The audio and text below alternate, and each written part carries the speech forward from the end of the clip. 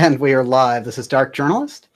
Fantastic to have everyone here tonight. Welcome to Scary Monsters and Super Creeps, which is what we're reporting on tonight. It's sort of a pre-Halloween special on the Corey Good Blue Chicken Gang with some extraordinary moves that have been happening there. And tonight we're going to have a very special overview on this because the moves that have been committed by this group that I've been tracking very closely, and we've been dedicated to tracking, as we've promised on this show, this group that moves very much like a cult.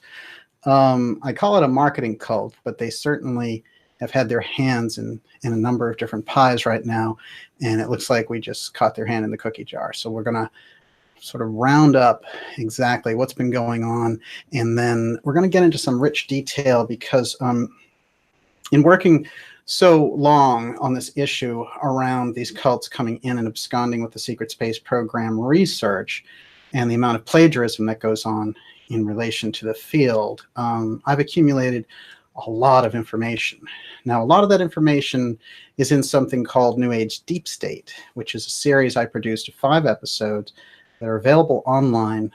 Just punch it right into YouTube. It's there. It's free. And it gives an overview.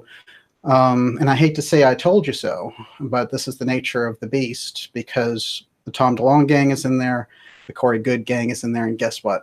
The marketing CIA forces are crunching everybody in the middle. And if they aren't stopped here, then it's going to be a problem. So we're going to stop them here with your help, of course. And before we get into any of that, I want to thank everyone for so much support around the X series, which is something that I've been doing with the lovely Olivia, who joins us tonight. Hi, everybody. And, you know, we got to episode 30, and we decided we're going to do another 10 episodes on the X series, going deep into the mystery schools and the deep state. So we're going to start that up again the week of Halloween. So this is going to be something that, you know, when we go into those deep areas, it's amazing how much we find out that the mystery schools are deeply entwined with the political, geopolitical realities that we find ourselves in now. And that's just been a passion of mine this year, bringing that information forward. And with all your help, we're going to continue to do that, of course. Now, on to tonight. And I guess I should ask Olivia how we're doing in Chatland, because it is huge. Crazy. It is going so fast. I have to acknowledge we have some fantastic people out there. Joseph Farrell is in the house. And Joseph, I want to say we can't wait to hear the incredible music that you're recording right now. So as soon as you're done with that, of course, we're going to get you back on the show, hopefully sooner. But everyone's excited about this. And also, who else have we got? We've got Joe from the Carolinas. Joe from the Carolinas, amazing. You know, Joe, I've been following Joe's reports. Wow, is this a rising star? This guy, you know, he's been putting out reports relating to the secret space program, to Tom DeLonge's group, trying to inject just a little bit of sanity around it. And trust me, I know the feeling. So I'm in there with you, Joe. And I always enjoy your reports. They're witty and they get right to the point. So I highly recommend everyone check out his work. And I know I saw Groovy Bean in the house, and it's always fantastic to have Groovy Bean. She's had a long layoff, and she knows the topic very, very well. And she's dealt with a lot of the people and a lot of the scenarios that we're talking about tonight up close and personal. So her presence out there is fantastic. So let's take a look at how this all got started here, because, of course, the series that I did was from 2017, and the last episode of that, now, if I'm thinking it's the summer of 2017, it's about July. I think the end of July would be that one. And it involved Annette O'Toole, who may be in the house tonight, but she was running a very interesting blog, and she was really dived into a lot of very, very interesting topics. And she was running a conference, and that episode covers a lot of what happened with her working with these people that we're going to talk about tonight, Corey Good and his business manager, Roger Richards, is what he's calling himself now, actually, a.k.a. Roger Ramser, a.k.a. Emma Gold. This is someone who showed up out of the blue on the scene with something called Full Disclosure Now. In 2016, this guy showed up. That's pretty recent. That's just like, less than, it's basically a year and a half ago, almost 2 years ago. And this is somebody who strikes me as very, very unusual. And, in journalism, one of the things you learn immediately is you always look at the business manager. That's where you go. If you want the straight dope, you never go with the guy who's in the front. You always go back there. Who's that business manager? Who's arranging stuff? Who's funding stuff? Let's take a look at him. So in the New Age Deep State we did, and it was pretty interesting. I mean, it's kind of like there's a whole manipulative trail around this, and I want to get deep into that tonight. And everything's going to be on the table tonight, because one of the things that's happened really is this group, in pushing forward, the Sphere Being Alliance claims of Corey Goode to the secret space program through trademark, legally enforceable trademark. It's an egregious assault on free speech. It's an egregious assault on intellectual property rights, and it will not stand. And these reports are going to continue until that situation is alleviated legally, physically, intellectually, and all the rest. So there's not going to be anything standing between us and the ability to research and do our conferences and everything else related to it. So don't think for a minute that this is something that we're kind of reporting on in a removed fashion. We're deeply, deeply committed, because it's like somebody just came into our backyard and set up shop. And, that's just not going to fly. Because we've been doing the secret space program for a long time, a lot longer than Mr. Goode crawling out of Gaia TV. So let's be real about that to start with. Tonight, by the way, we're going to have Walter BOSLEY, author Walter BOSLEY, go deep into the subject with us. And, Walter was at the secret space program conference with me and Joseph Farrell. That conference in particular, I think, which is available online, the Secret Space Program Conference 2015, where we had Linda Moulton Howe, Richard, no, we didn't have Richard for that one. He was in 2014, and we had Jim Mars, the late Jim Mars, the late great Jim Mars, and we did it in Texas. So the whole thing just had this fantastic feel, and Joseph was there giving an extraordinary overview of his latest work around Giza Death Star. So it's one of those things that really sticks in your mind. And of course, the incredible Catherine Austin Fitts, from which, let me tell you, so much of the actual secret space research comes from, because she has an actual background in finance. She has an actual background in politics. She's not dreaming things up. She's not plagiarizing information, as we see so often with this group. And I got to tell you, this was the ultimate. Because here I've watched them for years now plagiarize material and bring it out as their own. And now they're going to turn around and start suing people, in many cases, probably the very same people who did the research in the first place. So it's not going to stand. I guarantee that. That's the first thing to keep in mind. The second thing to keep in mind is this has been a kind of spiraling situation since it came on.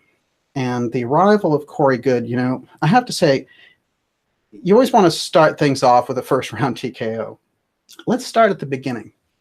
This is something that didn't make it into my series, actually. It is a restraining order placed on Corey Goode by his former employer, Darling International. I'm going to read it. By the way, as I read this, I'm going to make a little caveat here that there's no question that the Sphere Being Alliance, Corey Goode, and his somewhat interesting, shall we say, business manager are going to be working on this video, as they do on any video, to take it down. And they use every means in the book, and I've never seen such slippery tactics used. Now, with all that in mind, I want, as soon as this episode is done, everyone, everywhere, to download this video and re-upload it on every platform, anywhere you find it. You have complete 100% copyright control. Go out and do it. You can't charge for it, but you can reproduce it, and I think that's important. Okay. But I do feel that it's important to see very often where these things come from. And when I was doing my work relating to the Secret Space program in 2015, and we were doing a conference in Texas with the Global BEM group, which is the Breakthrough Energy Movement out of the Netherlands. Now, they had done a secret space program conference with Richard Hoagland, Timothy Good, Richard Dolan, just some really impressive names in 2011 in Amsterdam.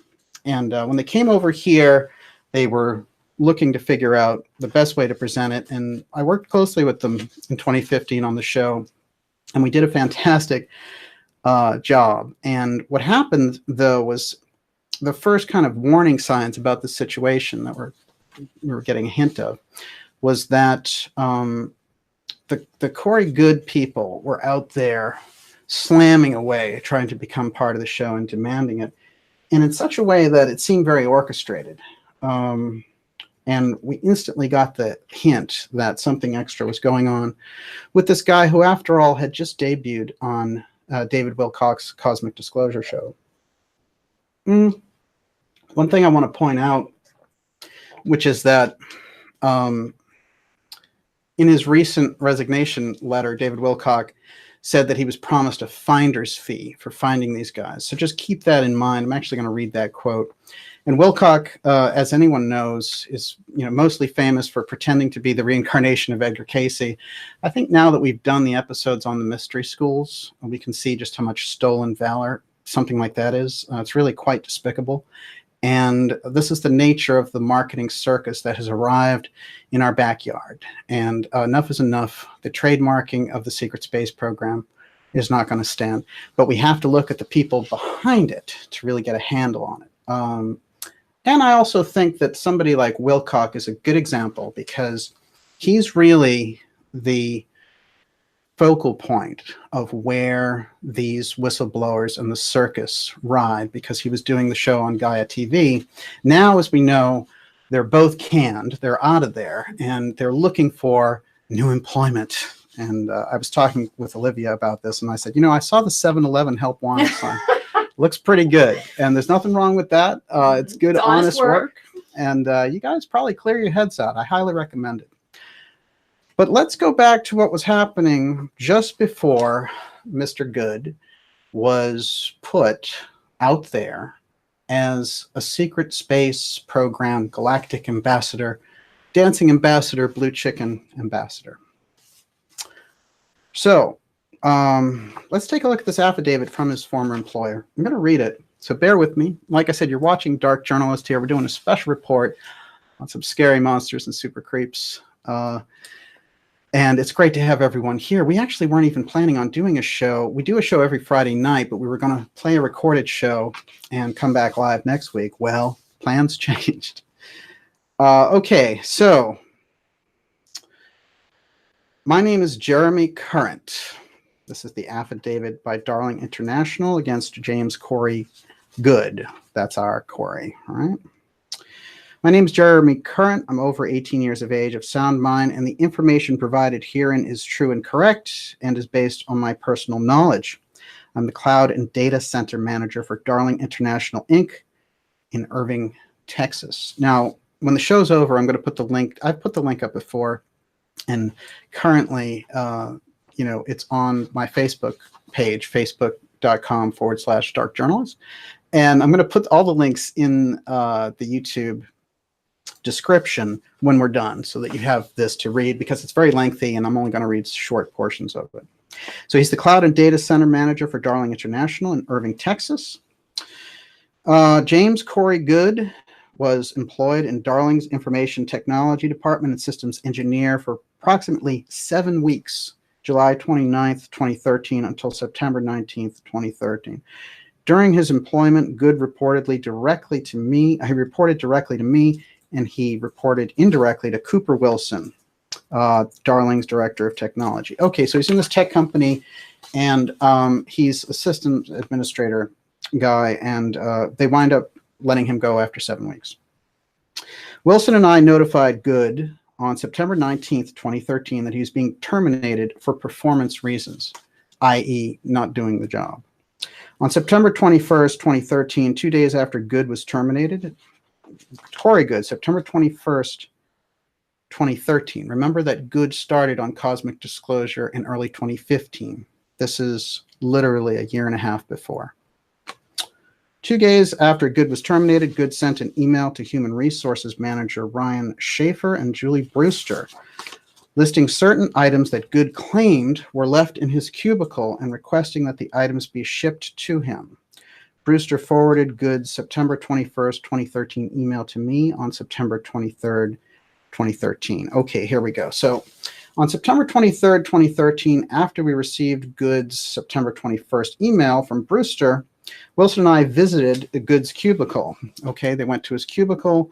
They searched for the items that were listed in Good's email, and when they visited Good's cubicle, they didn't locate any of the items. We took photos of the items in Good's cubicle, boxed it up, and preserved the items that were in Good's cubicle. Before signing the affidavit, I opened the box that we placed the items from Good's cubicle. Wow, this is one hot cubicle. It's become the center of a raging legal case.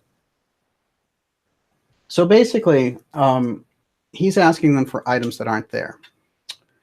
May 4th, 2014, I viewed a video that Good uploaded to YouTube on May 4th, 2014, entitled Darling International Terrorist Threats at Home, a former employee, 5/4/2014. My God, I would love to have this YouTube video. It was on YouTube, which means even if it was scrubbed, there's a record of it somewhere. There's a record of it. These guys have a copy of it. So I'd like to get my hands on that. On May 4th, 2014, I viewed the video, Darling International Terrorist Threats at Home.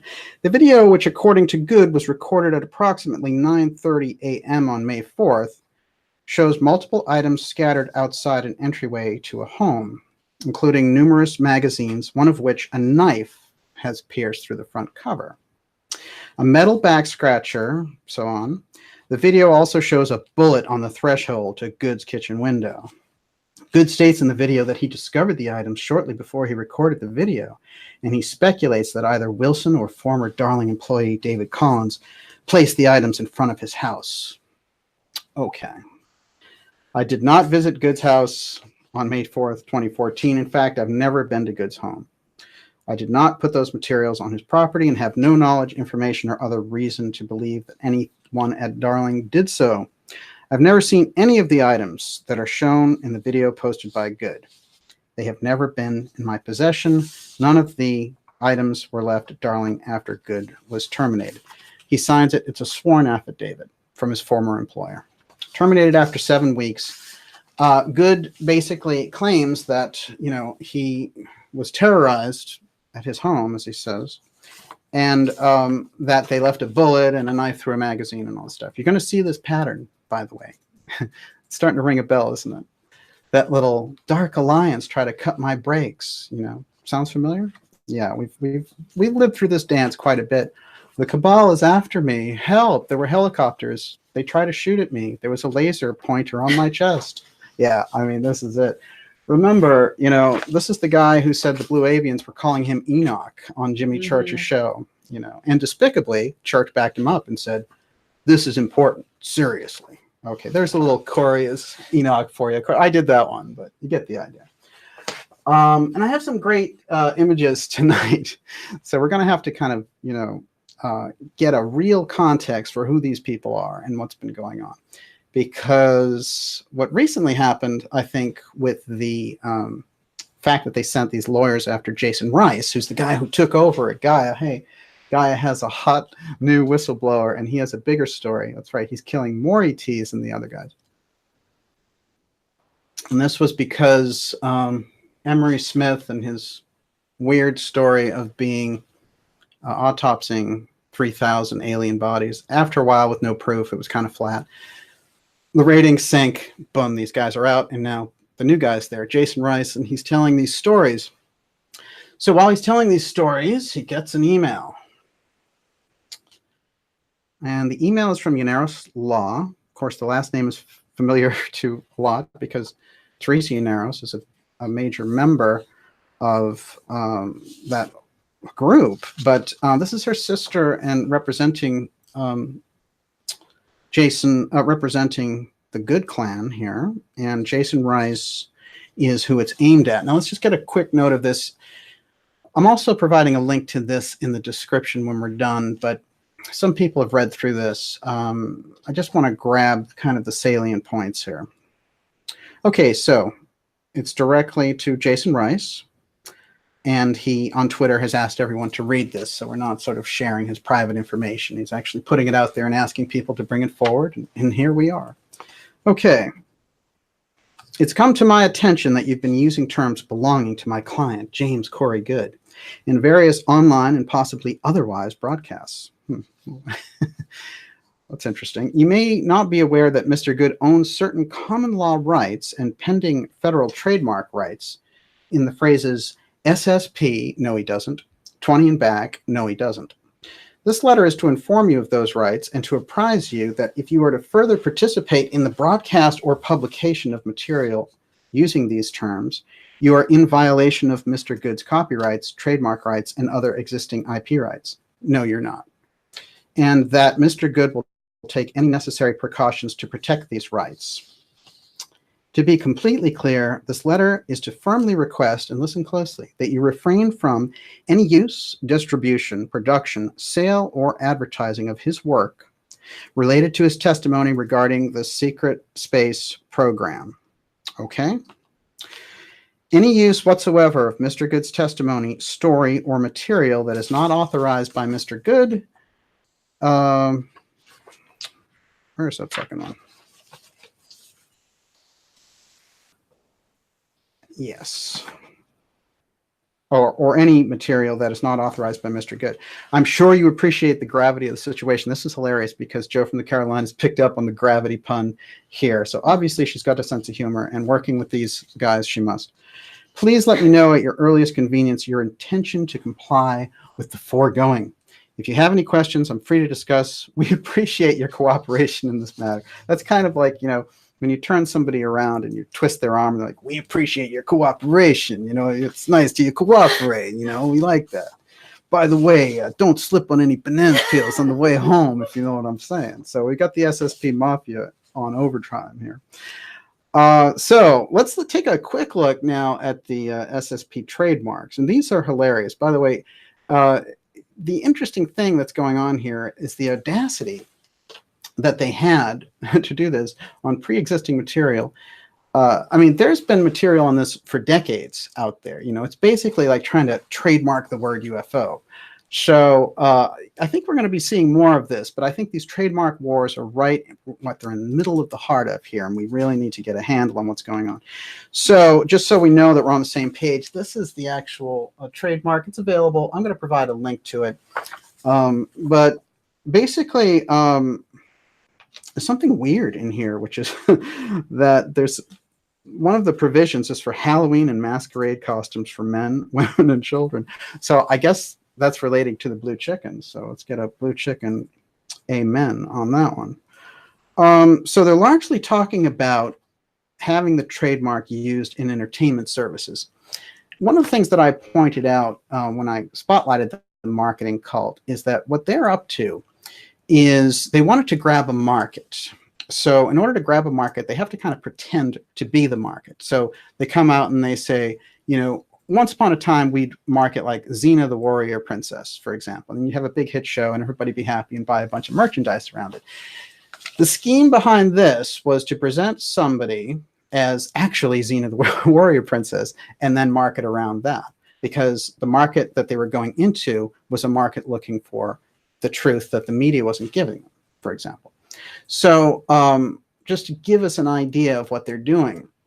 Now, a marketing cult is not very widely understood, but I've studied them very well. One of my first writing assignments ever was on the Rajneesh cult and the aftermath of what happened with Rajneesh and how he built such a massive fortress compound with arms and drugs and money and everything up there in Oregon. And it's quite a story. And there's actually something on Netflix about it right now. And I do recommend that documentary.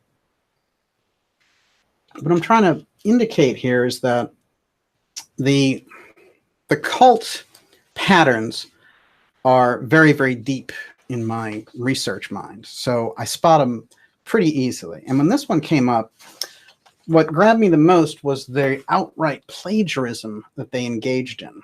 Now, the people that they plagiarized were quite interesting too, and they did come forward, and I did encapsulate a lot of that plagiarism in New Age Deep State Part 5. Cliff High is on that list, and Cliff High has certainly done an able job against the Blue Chicken Cult. I don't think anyone's done a better job spotlighting the problem there, and that's what's necessary in the community. Too much looking the other way, too much, you know, they'll just go away type thing. No, they're not going away. They're here to stay, and the only way, they're kind of like, you know, the person that you have to drag out of the bar at the end of the night. It's that kind of situation. And in full blue chicken costume. That's the way it's going on. So one of the things that's important, though, for us to keep in mind as we do this is where the op came from and who supported it. That is, who's brought this into the UFO community? Who brought it into the New Age scene? Who brought it into the secret space program? Wasn't Good on his own. Good, you know, strikes me as a guy who can barely tie his shoes.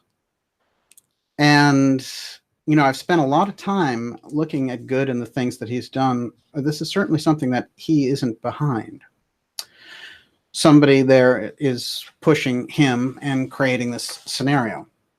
And they've been busy as a marketing team, grabbing major points from established researchers like Catherine Austin Fitts, like Cliff High, like Dr. Joseph Farrell, who's here. By the way, one thing that was interesting is I tracked, when I was doing this as a precursor to New Age Deep State, I was tracking what they were up to publicly, and I noticed something when Dr. Joseph Farrell started doing a series of blog entries in 2016 relating to strange visitors at Antarctica. Now, a lot of people picked up on that, but the detail that was being used by the Good Gang relating to this was lifted directly out of Farrell's blogs. It was unmistakable. This is when I knew the direct plagiarization was on.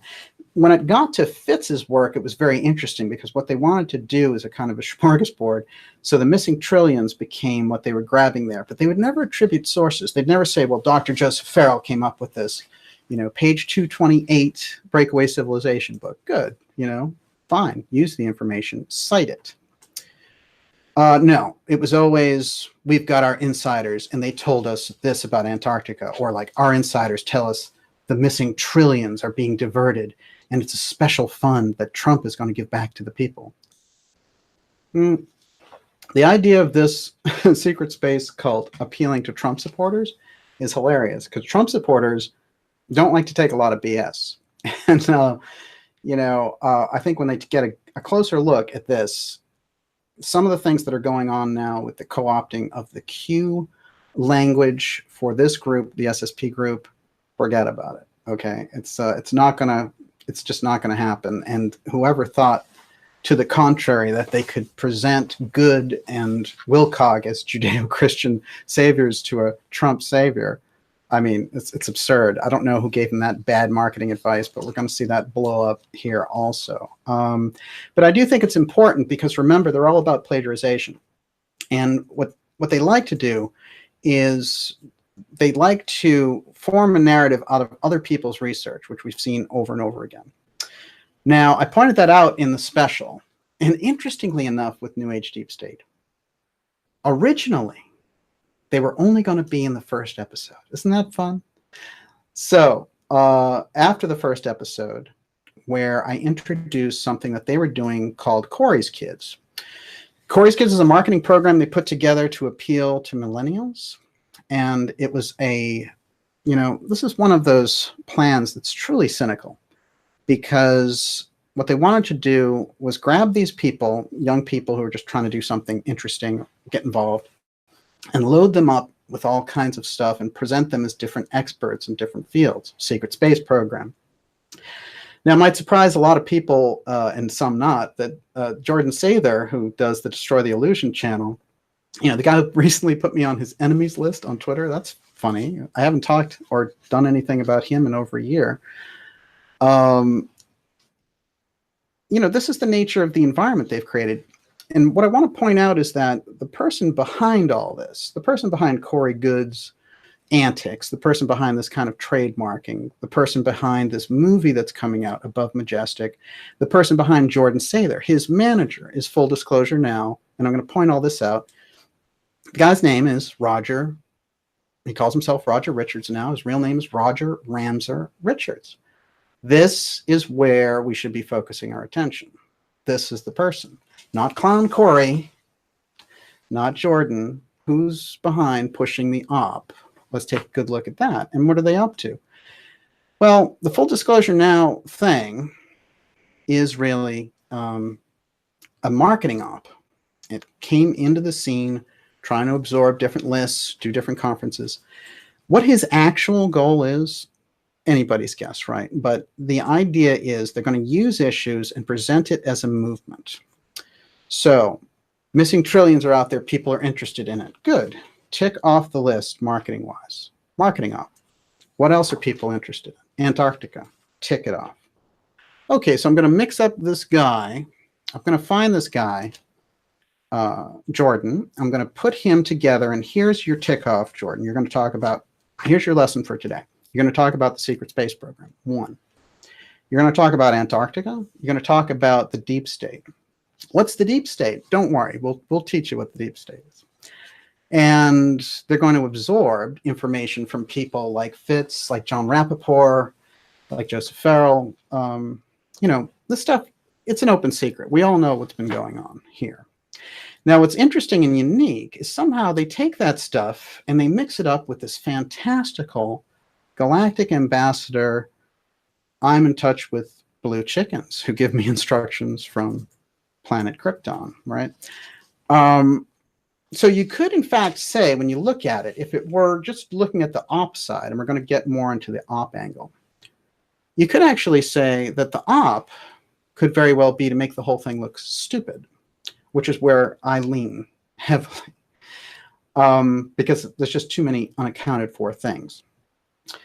Now, but just going on the straight thing that we have a marketing campaign here, let's look at a few crisscross angles relating to Corey Good's manager. Now, one thing that David Wilcock, who's in the new Above Majestic movie, it debuts on Halloween. It's kind of an interesting date. And Wilcock now is out there saying, oh, well, I'm doing all this great stuff for disclosure.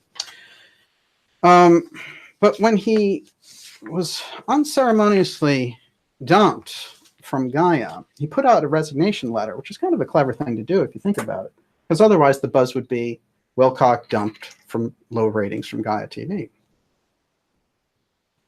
So if I make a resignation letter public and then pretend, oh, that wasn't supposed to link, it gives the impression that I quit instead of getting canned. It's clever. Okay, so there's this whole thing in here, and out of the blue, Wilcox starts saying that Gaia TV is Luciferian. After working closely inside for 5.5 years, Luciferian this is the term. Now, there's always been rumors relating to Gaia TV and the owner, so this is not any great surprise. But how do you just come to it 5.5 years? I mean, are you only interested in their Luciferianism 5 years after the fact when they can you? Let's think about that. But anyway, since they brought in the Luciferian edge, the Wilcock good people, let's examine this a little bit. How are we doing over there, Miss Olivia? Doing great. We have a fantastic crowd tonight. You're watching Dark Journalist. I want to get through a lot of material before we bring our fantastic guest, Walter BOSLEY, on for a little bit of this. So I am whipping through it, and we are not holding back. We will, by the way, for our X series viewers, we're going to be back the week of Halloween. We do our shows Friday night at 7 p.m., and we'll be back with a new X episode on Friday. What is the Friday after Halloween? Good question. I think it must be. I think it's I'm going to say Halloween's the 31st, so therefore it must be the 2nd. Following. It's yes. the 2nd. Okay. Good. November 2nd. And so I do feel like we're rolling into a new period. But I'll tell you something. Although we're deeply, deeply engaged and committed to the X series right now, The secret space program is right at the very heart of the X series. So when somebody starts monkeying with the secret space program, they're monkeying with the X series, which at the heart of it, there's a major core of the secret space program and what they're doing around it, along with the secret space force. Okay. So a couple of quick things. So in his resignation letter, I'm just going to skim through a few things that Wilcock does. Remember Wilcock saying that he was the reincarnation of Edgar Casey, came to the scene actually by faxing coast to coast. He used to be what they call the crazy guy who would fax Art Bell over and over again about a nuclear destruction in 1998 in New York City. That never happened, just like all of his predictions. Wilcock is the guy, and you can look this up online, who has dreams about Michael Jackson. Michael Jackson magically floats down and talks to him and says, Wilcock, you're going to be more famous than me. Well, that's interesting. And he says, you have to prepare for it, though. And then, Wilcock goes, well, my guides are telling me I have to build big fences to keep out all these crazy fans, make me bigger than. I mean, this is the nature of the kind of cult crazy mentality that we've been putting up with. And I think it's interesting because they've been behind this fold of Gaia TV, really. And that's who's been promoting them.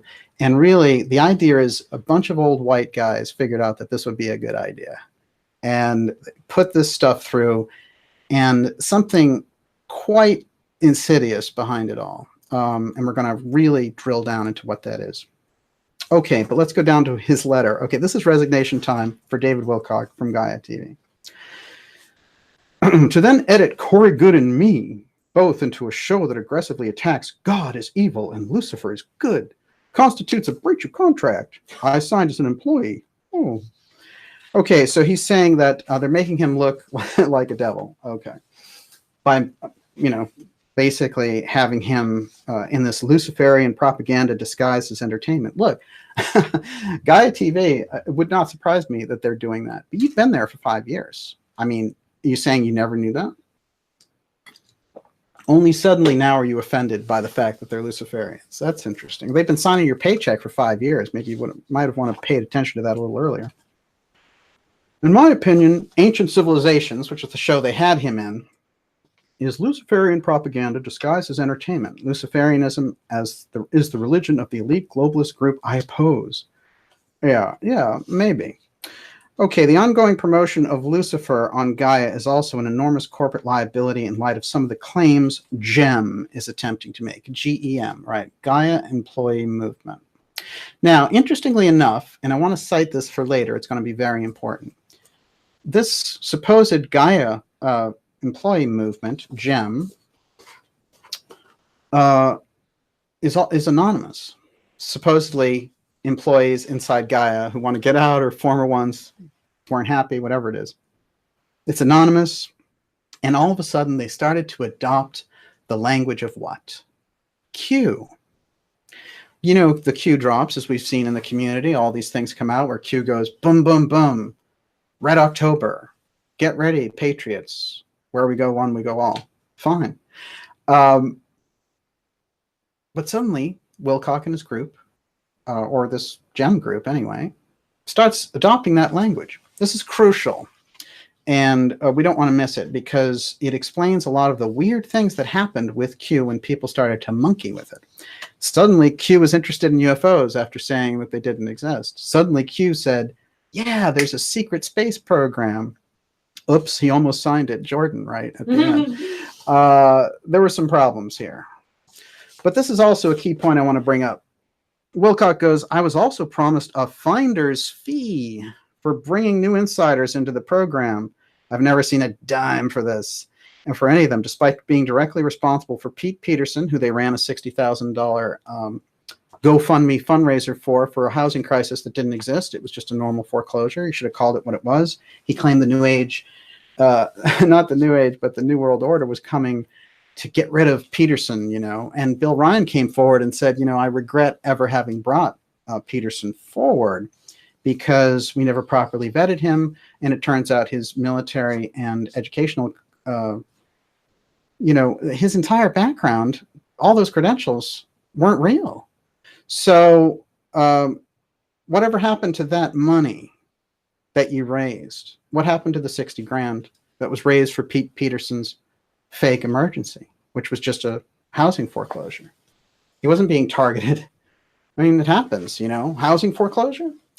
Something very strange about all that, but let's move on. I've never seen a dime, and I was responsible for Pete Peterson and Emery Smith. So in other words, Gaia says, look, you find these guys, if we get some ratings going, you're going to be rewarded. Don't you worry about it.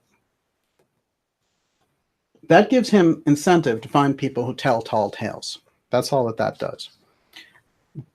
And he doesn't need any excuse. Wilcock is the biggest teller of tall tales on the planet. Let's look at this guy. I'm Edgar Casey. 1. 2, Obama's going to come out arm in arm with ETs, and it's going to be a major thing. And all. It never happened, right? Prediction after prediction. Nuclear war in New York City never happened.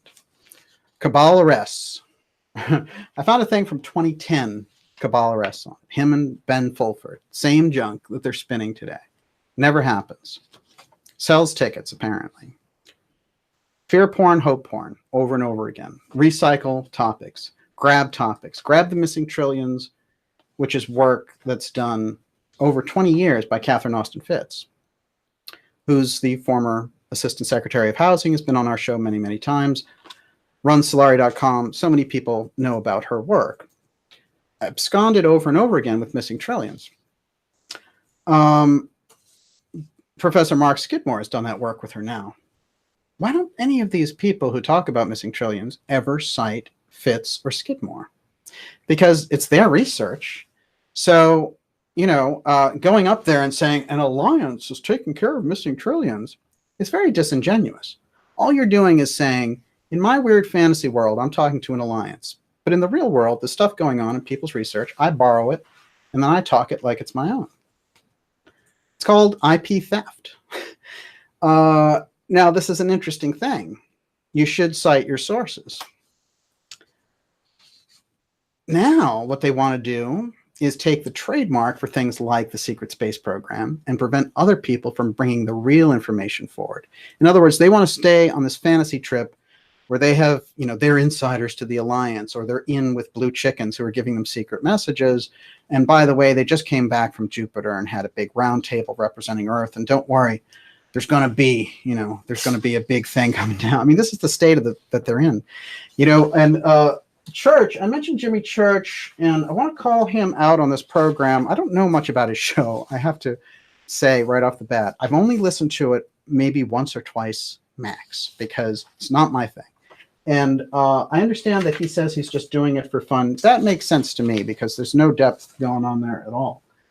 But one of the things that he said last night about this issue of the copyright notice that Jason Rice, who is somebody who claims the same type of stuff as Corey Goode, you know, he got this legal notice, Jason Rice, and they threatened him, basically. They said, legally, if you do this, there's going to be legal consequences for you saying secret space program, talking about SSP.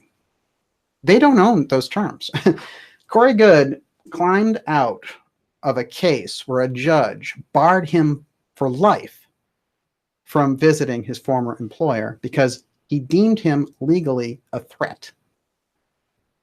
Let's wrap our heads around that for a moment, shall we? A judge barred him for life. It's not a temporary injunction. It's for life. That is, they saw him as such a threat to these people that he had done all this stuff to and pretended that they had broken into his house. The legal judgment on him is that it was all a fantasy. This is the person that David Wilcock brought on his show and pretended was connected to blue chicken aliens. That really the quality that you want when you go to research things? And then we have Jimmy Church comes on and he says, well, we're building our family. You know, it's looking like the Manson family right now. Okay, that's what it looks like to me. So if that's your community, I don't, you know, I have no idea where these people are coming from. But then the deeper we get, the better this is going to be. And I see Mr. Walter Bosley. You're coming in horizontal to vertical. That's weird. because my It's a spinning world. there we go. Yes. Am I right now with you? Oh yeah. You just turned over for me. I'll tumble. Wait a minute, that sounded weird. I was singing "I'll Tumble for You," so you know that's even worse. Walter, it's great to see you. Yeah, good too. I'm glad I was able to get in here early. My stuff I had to do this afternoon worked out that way. Fantastic. I'm going to rip it off a few more bullet points as we go. I'm getting a little bit of like a wind current around you. I have a what? Okay, now you're better. Better. I'm going to remind everyone here that you're watching the Dark Journalist Show. Yes. Cliff High is in the chat right now. Hey, Cliff. Fantastic and great to see you out there. Cliff High plays a very interesting role in part 5 of the New Age Deep State, because when I cite 5 examples of IP plagiarism from the Blue Chicken Sphere Being Alliance cult against the community, and that included Linda Moulton Howe, who we demonstrated in many episodes. What they try to do with her was put her name on a book, and she had no idea that they were doing that. I mean, how would you like to wake up one day and find your name on a book? This gives us an idea of their IP ethics, and they want to go after other people for using secret space program, which is a term that's been in use for 3 decades. I mean, this is really getting absurd, and it's the end. Let me tell you, it's the end of the line. I do want to cite a couple of quick things in relation to Church, which is that Church last night said on his program, and this is the only reason he's in my dialogue at all, because he joined in the fight for Corey Goode to have trademark rights to the secret space program. Now, I know very well that Church is deep with those guys and that they do shows together. They're all part of the same clique, and he puts them on his shows, and you know, he runs their crazy stories and all the rest of it. That's all fine and good. However, you're not going to put the idea out there that it's okay to trademark the secret space program. So you've put yourself in the center of this, and it's a problem. I can tell you it's going to be a problem. There are legal issues around this, and it's just not going to stand. That's the thing that you really need to know about it.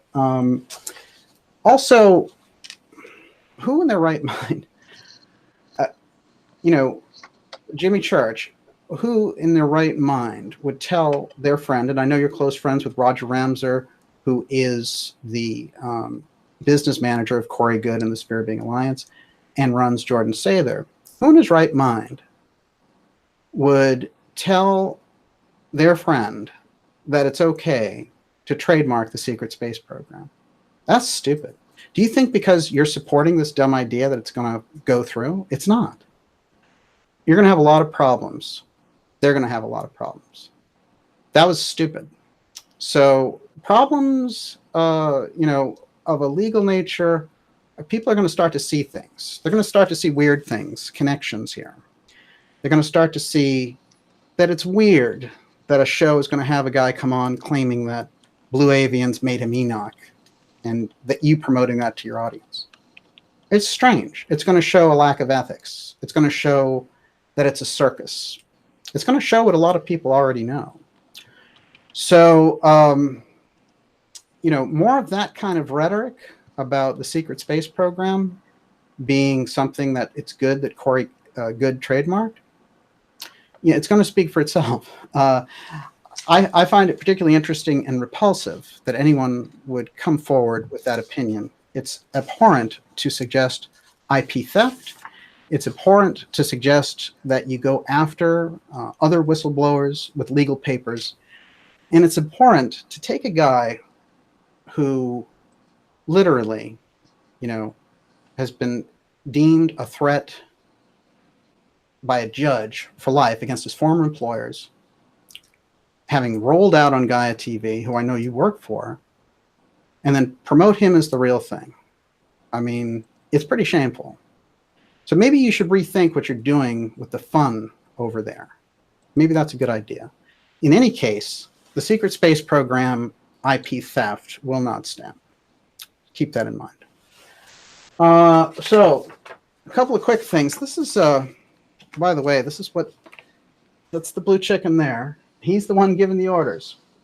And apparently our friends here are the recipients. So we've got Jimmy Church here promoting Wilcock, who found good finder's fee, looking for a finder's fee on Emery Smith, didn't get it because the ratings weren't so hot. Okay, so I think now we get a pretty good idea of who we're dealing with. Wilcock, good. Church and Emery Smith. Somebody's missing in this picture. Who can tell me who's missing in this picture? I'm looking for it in the chat. Mm-hmm. It is Corey's manager, Roger Ramsey. All right, so let's take a quick look at this. This is Corey's manager, Roger Ramsey. Runs something called Full Disclosure Now. Now, Full Disclosure Now is this weird nonprofit that he put together, and he started to kind of gobble up resources around different things. What the guy really is after is interesting, and I think that he needs to be brought forward and, should really, he needs to become normally focused on and vetted through a regular process, because we have no idea where this guy's coming from. Okay. So he did call himself Emma Gold for a while. And in general, I have to say that the multiple name part and the kind of looking for different issues, it strikes me as a lot of experimentation in general. And what I see is that when people like this come forward, we have to really pause and take a look at them and say, what is their agenda? What are they up to? Why do they show up in March 2016 and then suddenly dominate, try to dominate the secret space thing with Corey Goode and all the rest of it? I do feel that it's something that's important for us as a community to look at, and it strikes me as highly, highly unusual. Now, let's take a little trip back in time. That is the original Secret Space Program conference in 2014. And it was a little bit different, let's say. This is something that we put together, and Joseph Farrell, Richard Dolan, John Rappaport, Carol Rosen, really had a role in. And I think the quality of the work was so amazing. Later on, we got people like Linda Moulton Howe involved, and I think we were getting somewhere with the dialogue and with the language, honestly. What happened with the introduction of the Blue Chickens, with the introduction of this wild thing, with Gaia TV letting these people go on and on, is really that we got to a place where the quality of what people would get was just missing. And if you can imagine just a flashback to a UFO conference from an earlier time, Stanton Friedman giving you an overview. Let's look at John Mack, when John Mack was giving out incredible information. You could learn. There was an academic value to it. Suddenly, it became crazy people, crazy stories, and then when people would question those stories, they'd go after them legally. Sometimes, and they went after me a great deal when I did the New Age Deep State series. And the more they went after me, well, the more information I got. That's the way it works, because I'm curious that way. Now, their threats with me was they predominantly came into a situation where they said, well, we'll take down his channel. We'll do all these things in relation to the New Age Deep State. But that didn't bother me so much. I mean, deplatforming me was a stupid idea anyway. But the extent to which they went after people who had formerly been associated with Full Disclosure Now was a great disturbance to me. And we know that Groovy Bean was one of them. Annette O'Toole, who's also in the series, was one of them.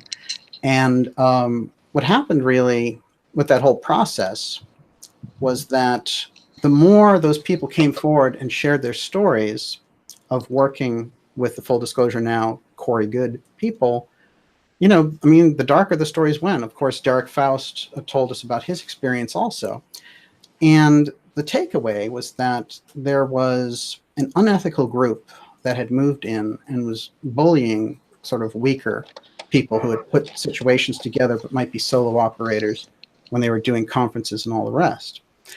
So this is the nature of the situation. And the most fascinating part of it for me was that it was all being portrayed, and the followers were being portrayed as love and light and all the rest of it. So, you know, the cult stuff is certainly a specialty of mine, and this really struck me as unusual. So anyone who would raise, you know, well, this story doesn't sit well with me, they would have these little task force swoop in and spew all this negative nonsense. So in general, I think we have to get a handle on what kind of a group would do that. What kind of a desperate situation are we looking at with people who fear the real thing getting out? And you'll find Corey Goode's work in the heart of the Project Avalon forum and things he was doing there as a prelude reads kind of like a Rosetta Stone of what's going to happen after the fact. Now, this is all in my New Age Deep State series. All 5 episodes are up there. By the way, they repeatedly try to take episodes down, and we kept re-uploading them and all the rest of it. And you okay over there, Walter? By the way, everyone, you're watching Dark Journalist, and Walter's up to something. I'm going to remind everyone to go to darkjournalist.com and sign up for our newsletter, because one of the crazy things I think that's been going on is this incredible clampdown going on in social media, and we've seen it up close here. And before we go any further, I'm going to check in with Miss Olivia. Mm-hmm. How are we doing over there? We're doing great. Are you going to mention Michael Sala at all?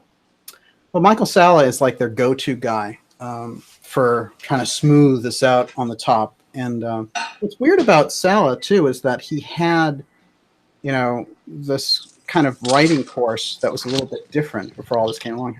How you doing there, Walter? Oh, hey, were you looking for me? And I was keeping my coffee. I'm going to be grabbing my coffee in about 30 seconds from the microwave, but here I am.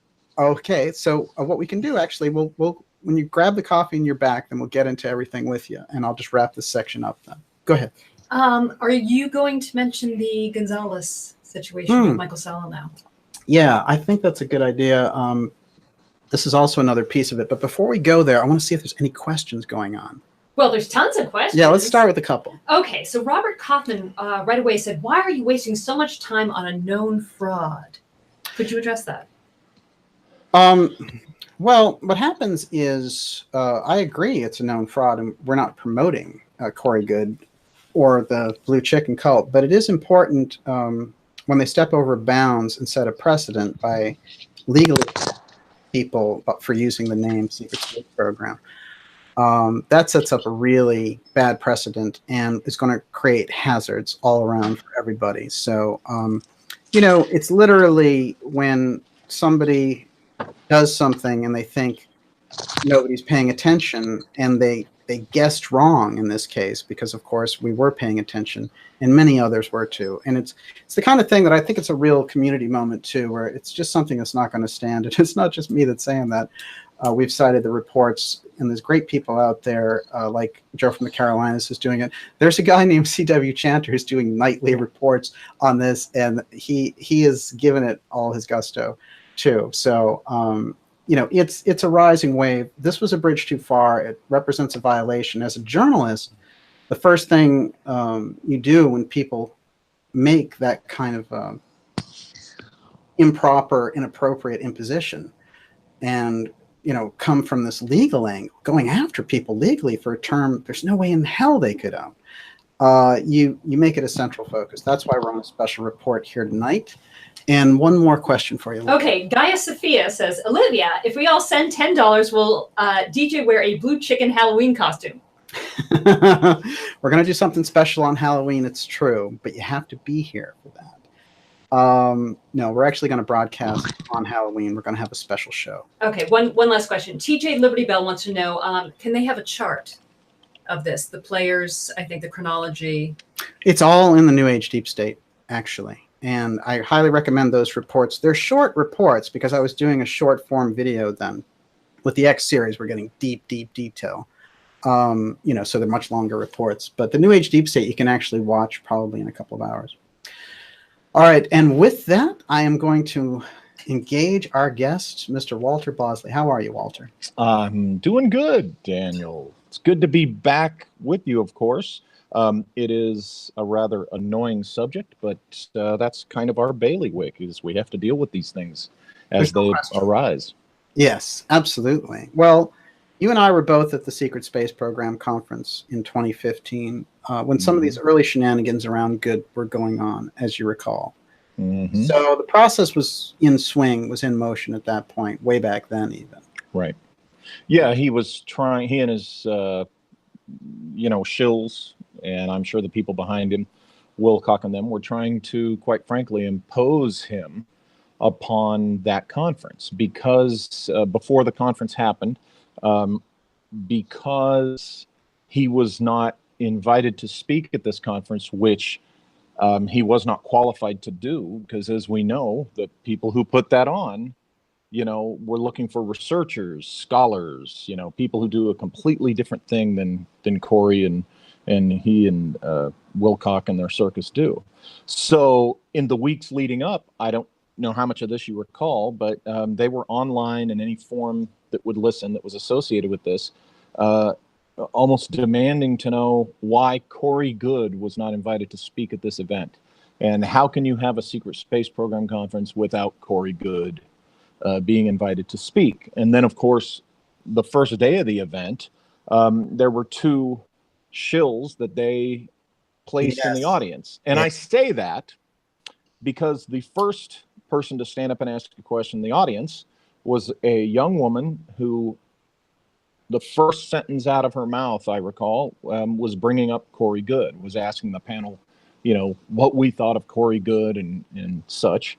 Well, I found subsequently that she appeared in one of the Mount Shasta various conferences that he and Wilcock and the organization have. Right. She was being interviewed. She's right there just going on and on about how wonderful this was. It was her. And so, and she's there the first day. And I don't recall her being there the second day. I think she got out of there, early the next morning. So to me, they sent her there to interject Corey into the conversation. And there was another person in the audience who did the same thing, brought up Corey Goode. And then before it was over, someone else had pointed out that they had lifted graphics from the Secret Space Program Conference website and were incorporating them with Corey and David's stuff. And they threw together kind of late, last minute thing. They threw together an online conference that, if you recall, when ours ended on Sunday, theirs started on Monday, the day after ours, ended. Right. Yes. So, this imposition, that was my personal experience with it right there. And I was at the one in San Mateo. I wasn't a speaker, but I was there. And, I think what it is even then they kind of shut down the people in the audience that wanted to inject that kind of stuff. And these guys were just determined. But it's the imposition tactics that really offended everyone. No question about it. But it's interesting to me, too, because you do, like Joseph Farrell, the deep research around these topics when you present. And, I think in any kind of alternative research community, you're going to find there's always a sideshow going on. Right. But do you find that with the work that you're doing, this very serious inquiry to move the culture forward, to over and over again see these, the crazy stories, the Emery Smith, the 3,000 autopsies, right? Oh, the amount of ETs I've killed, this kind of thing that we're looking at over and over again. How does that, when you look at it, having done all the work that you've done in the Empire of the Wheel book series, which is going to be a TV show, you really, when you look at it, how does it strike you? I mean, just as somebody in the field. Well, as it should strike anyone who approaches this stuff to any degree in a scholarly manner. I'm a professional investigator. Okay. Past federal agent, currently licensed private investigator. So I go about these things as an investigator. Right. And when you do that, it's evidence-based. Now, as a scholar, it's kind of the same thing. Your evidence you present with your cited references and sources. So when you see these guys show up that all they have to offer are these wild stories, they do nothing to back it up. Oh, no, excuse me. They do one thing to back it up. Wilcock loves doing this. We can back up Corey Goode with Emery Smith and Bill Tompkins, God rest his soul. And, you name it, any of the other people that offer nothing. And we're supposed to accept that as a reference. And I don't think they're serious deep down inside. I think they know they're peddling BS. Yes. But, it's all for money. But the people watching, most of them don't know. And what's frustrating is when you see these guys put before us offering nothing but wild stories, and you see how many people want to embrace that. You have to remind yourself that a good portion of this, community we're in, they want to hear fantasy stories. It's fun and it's entertaining in that way. And legitimate scholarship is dry. It's more boring than that. It's more fun to hear Emery Smith tell his nonsense and lies. Well, it's interesting because there's an entertainment, circus thing going on over here with dancing galactic ambassadors and all the rest of it. And then you have this incredible track of the work that you do, the work that Joseph Farrell does, scholarly, careful work. Richard Dolan and Catherine Austin Fitz, who's created some of the greatest breakthroughs around secret space research. And they're all better than me. I need to throw that in there. They are superior to my work. I definitely see it as one wave. And here we are right in the middle of it. And on one hand, you've got the Intel PSYOPs, the Tom DeLonge, Louis Elizondo CIA push. And then the dancing cult marketing push, the Corey Goods, the Blue Chickens, and that whole end of things. And, you say to yourself, my God, you hope these people would get a better life going. What kind of a life is it when you look at yourself in the mirror and you say, I'm the next guy who's going to promote doing 3,000 alien autopsies. You wonder about the quality of people. And I think this is what we're getting into, which is the debasement of the alternative research community on purpose by groups that push forward these market-ready packages of galactic ambassadors. And, there was one thing during the course of the New Age Deep State reports that I was doing, which was they were making disclosure backpacks for the Corey Goode gang.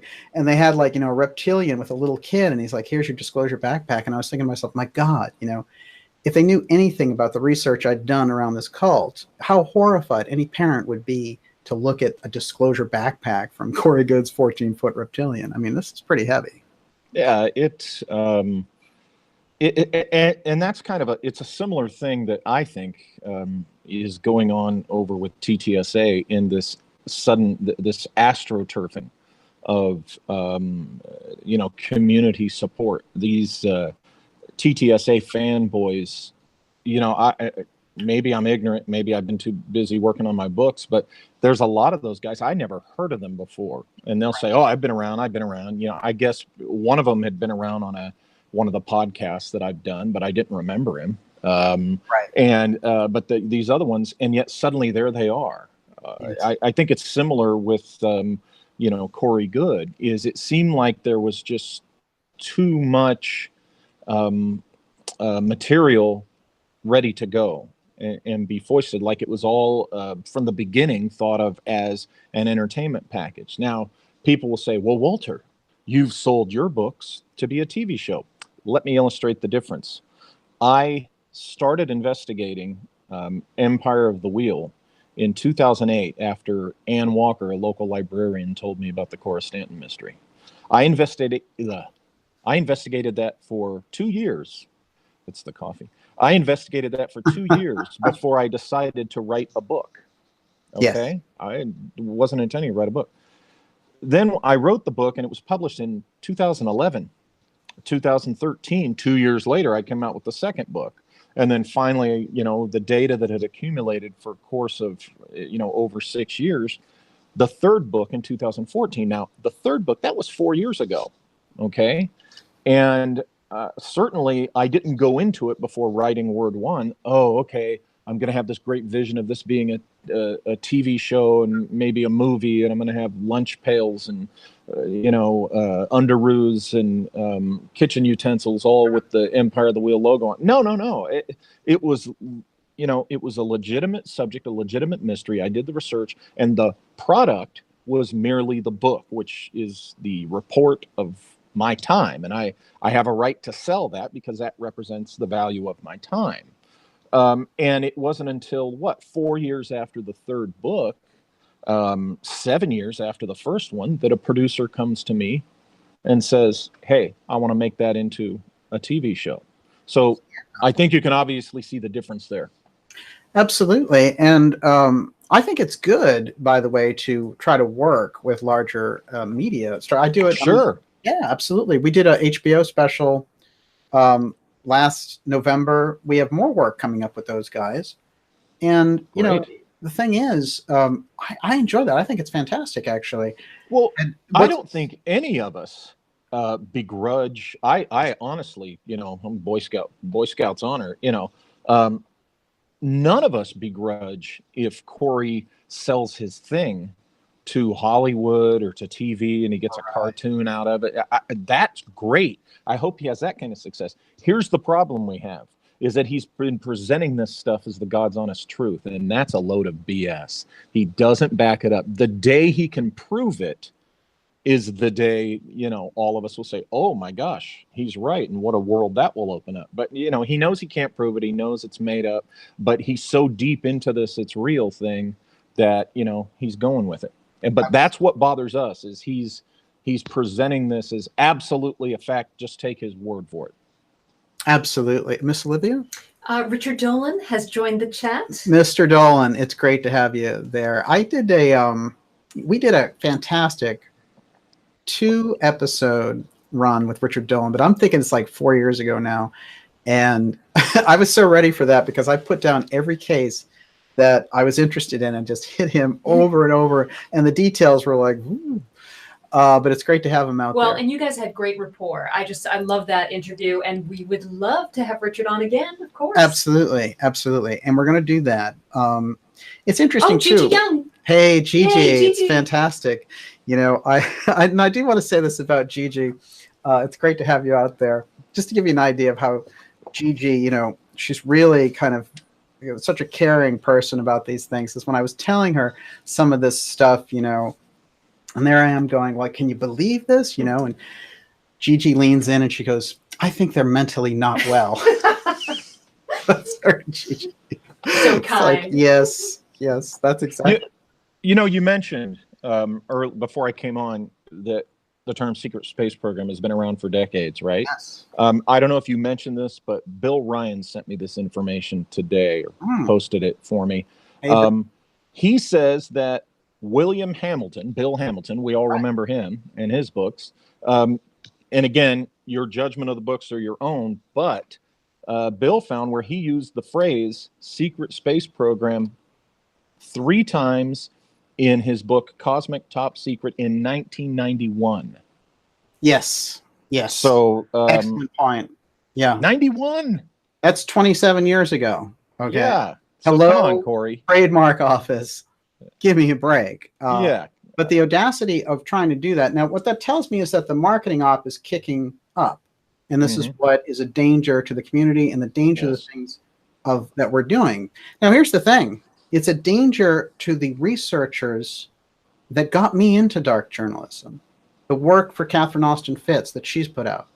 When she goes to the secret space program now and reports about the missing trillions, they have this little lawyer person running around slapping these legal letters on people. It can't stand. And this is the nature of the thing. What it is really, and they can come forward and say they did it for whatever reason, and they had some horrible excuses. And I will say this, that the manager, Roger, came out with Corey to try to like do damage control. And it's one of the worst things. It's up on their Facebook page, and these people, even their own people, are like, wait a minute, what are you trying to do? Stifle things, and they're like, don't worry, you can still talk about it. Well, thank you. The Constitution gives you free speech. Thanks, Corey. I appreciate that. Very nice of you. Little free speech. Hey, Walter, don't worry about it. Corey Good's going to let us talk about the secret space program. That's great. Right. Yeah, I'm so glad too. It was brought up to me, just like someone asked you earlier from the chat. Hey Daniel, why waste your time on this? It's all fake. And I think the point of us talking about this is because it is an issue that needs to be addressed. We can't just ignore it. And I'm trying to find. I apologize here. I'm trying to find. Somebody had linked I believe it's in Randy Moggen's thread on the discussion on this. They had linked, I think her name's Efro or something, this article on the Electronic Frontier Foundation's website, and the title is Urban Homesteaders Win Cancellation of Bogus Trademarks. Now, this is an article from March of 2017. In the article, it talks about how the courts indeed threw out these bogus trademarks that these unscrupulous people had tried to get. But here's the problem. It took the people 6 years to fight this and get the courts to rule against the trademark office's awarding of this in these 6 years. Now, I mentioned this to Joseph Farrell earlier today. 6 years in our world, in our community, can just ruin and wipe out a researcher and author's whole efforts. Can Absolutely. Just wipe out, what they're trying to do, because, that's an eternity when you're dealing with stuff like this. And to think of 5 or 6 years of a complete clown like Corey Good, and that the rest of that circus of boobs, Wilcock, Jimmy Church, oh my God, Roger the Knucklehead. To think that for 5 or 6 years they could just be throwing these legal letters around, and who knows, to what extent they'll back this up. That's something that needs some attention, the way we're giving here. Now, I know people said, well, this stuff is pending. This is pending, which makes him throwing these letters around all the more worse. Okay, because if it's pending, that means he doesn't own anything yet. And for the Llaneros law, whatever they are, to be throwing these cease and desist letters at people when technically it's pending and they don't own anything yet, that's just the height of arrogance. That really shows you what they're about. No question about it. And again, there's a little more hiding behind the Corey's kids there, because it's Teresa Llaneros' sister, right? Mm-hmm. So you put her out there. She's taking all this flack, right? For what? For representing Corey Good and his bogus claim. What did she walk into? This is what they do. Like, I'll tell you what, I can take all this with Good, Roger, Wilcock, let's have them out here defending us, instead of having, people going after their surrogates or like, Llaneros' sister or whatever. It's ridiculous. This is how they always do things. They pull out the little Corey's kids people, they put them out there. They're like, you deal with the house, so we'll hang out back here and see, and manipulate things behind the scenes. It's not going to work. They put up the pretty young people is what they do. The young faces, Jordan and Teresa, and why is everybody so mean to that wonderful guy Corey? So golly, pretty, it just. Hey, listen, Corey. He's recruiting the Corey's kids. Here we go. Mm-hmm, there you go. You're tight. But the thing is, my thing with them, the Corey's kids, and I made this clear when I did the report too, which is those are young people just trying to get into something meaningful. It's the people pushing them forward with the phony, fake narrative, dropping legal letters on people. That's who we want to deal with. Those are the people who are making the violation, and the people backing them up in this unethical fashion. Like you mentioned, Church, and I got into Church earlier saying, I think it's great that Corey is doing this trademark stuff. I mean, that's He pretty. would. Yeah, right. Exactly. I mean, let's take a look at that. So because you run shows and because you're tight and you're trying to like get into Hollywood or some BS like that, you think it's good that this guy should be illegally absconding and doing IP theft? I mean, And threatening people. yeah. Really. I mean, where are you coming from? Who are Here's what gets me about Church is he loves to go on about everybody being jealous of his pals. Right, yeah. Because we're critical. Man, if I hear one more time somebody wanting evidence, my head's just gonna explode. He does that whole that was thing. Jimmy Church mixed with Bill Cosby. Yeah, well, it's the best I can do, but it's like, man, oh man. And what I thought was hilarious, I forgot whose show it was, but Jimmy was on a show, it was this summer, and somebody was confronting him with this stuff, and he was trying to do a weird backstep dance. Yeah, right. Because they were pointing this stuff out. It's like, come on, Jimmy. And he was like, well, I'm not responsible. I'm not responsible for what my guests say. And I wished I would have recorded it. I'm sure it's on YouTube somewhere. But that just shows you the guy, he's thinking of his show. He gets ratings. And, okay, fine. That's his business. Yeah. So it's sort of like, check your ethics at the door, basically. We're doing business. Yeah. So if you can call Corey Good Enoch and you start promoting that, then that's the way it works. What shocks me, and I want to point this out, it's in the New Age Deep State. This, which was something that they put up, this is Corey Good Consciousness Renaissance Publishing Group with Roger Ramser, and this is Linda Moulton Howe's name on the banner at Contact in the Desert 2017. This is what I called them out for. So, she wasn't any part of the book as it was discovered. Right. And Linda herself made a statement to that effect, and she had nothing to do with the project. And then they were just sticking her name on it. And at first they said, because I gave them the chance to reply over and over again to the series. And instead they said, we've got legal eyes on you. We know that you are James Comey's love child with Princess Rothschild and Hillary Clinton or something. I mean, this is the mentality that we had going on there. And what's interesting is the amount of threat letters that they sent to people associated who had defected from Full Disclosure Now. This is very important. Groovy Bean, Derek Faust, incredible. Derek Faust, I've never seen a group go after a video more in my life than the people who wanted to take down Derek Faust's testimony from episode 4 in that video. I did the episodes. They always hit the episodes hard. I've never seen anything like that. They were daily through YouTube trying to take it down with frivolous complaints about it. And really, you go through the episode and you wonder, now Derek is somebody who had been in the Navy, served in the Iraq War. I mean, this is a guy who had this incredible background. And I think that the problem was, don't want him out there. He worked inside with those people. He knew what they were about. Yeah. Can't have that out there. He knew too much.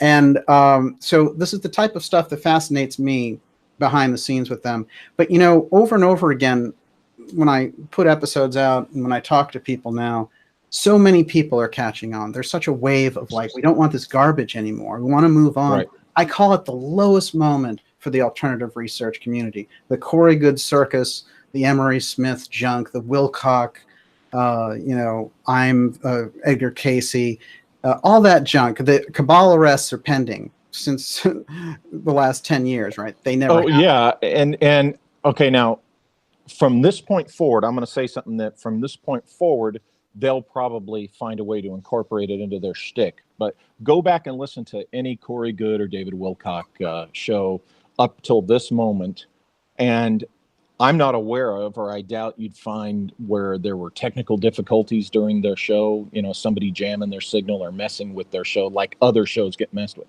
Now, of course, they hear me say that. They'll say, oh, yeah, we got to do that so we can claim this too. I will say that I'm somebody who, you know, my background, I was an insider in the national security industry. I never really considered that those guys, the national security community, was looking at me or anything I said. None of that stuff happened to me until earlier this calendar year.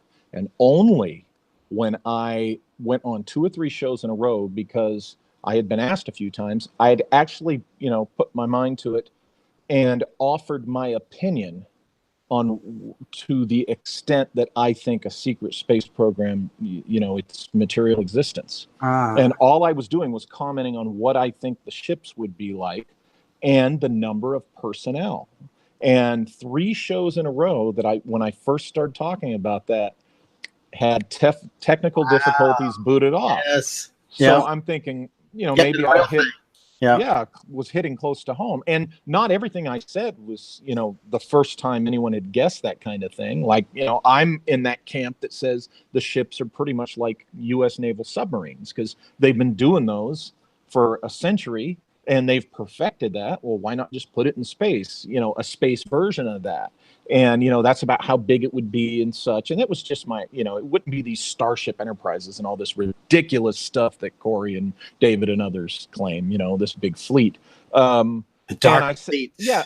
And I said that it would have like probably about 9 or 10,000 dedicated personnel. What do I mean by that? 9 or 10,000 people whose job every day, 24/7, fully briefed in, actually hands-on going into space. Only 9 or 10,000 personnel who are actually 100% assigned as, you know, whatever they call the secret space program. And anyone else, it would be compartmentalized. It would be only need to know. They wouldn't maybe necessarily know everything or stuff. So when I threw out those numbers and was talking about the sizes of the ships, that's the only time I ever got that kind of attention. Isn't that fascinating? Yes. So, well, you know, I think that gets to it. Also, let's think about it from an intel level. Obviously, you were in intel. Counterintelligence in the intelligence community. Yeah. Oh, yeah. And then I was, okay.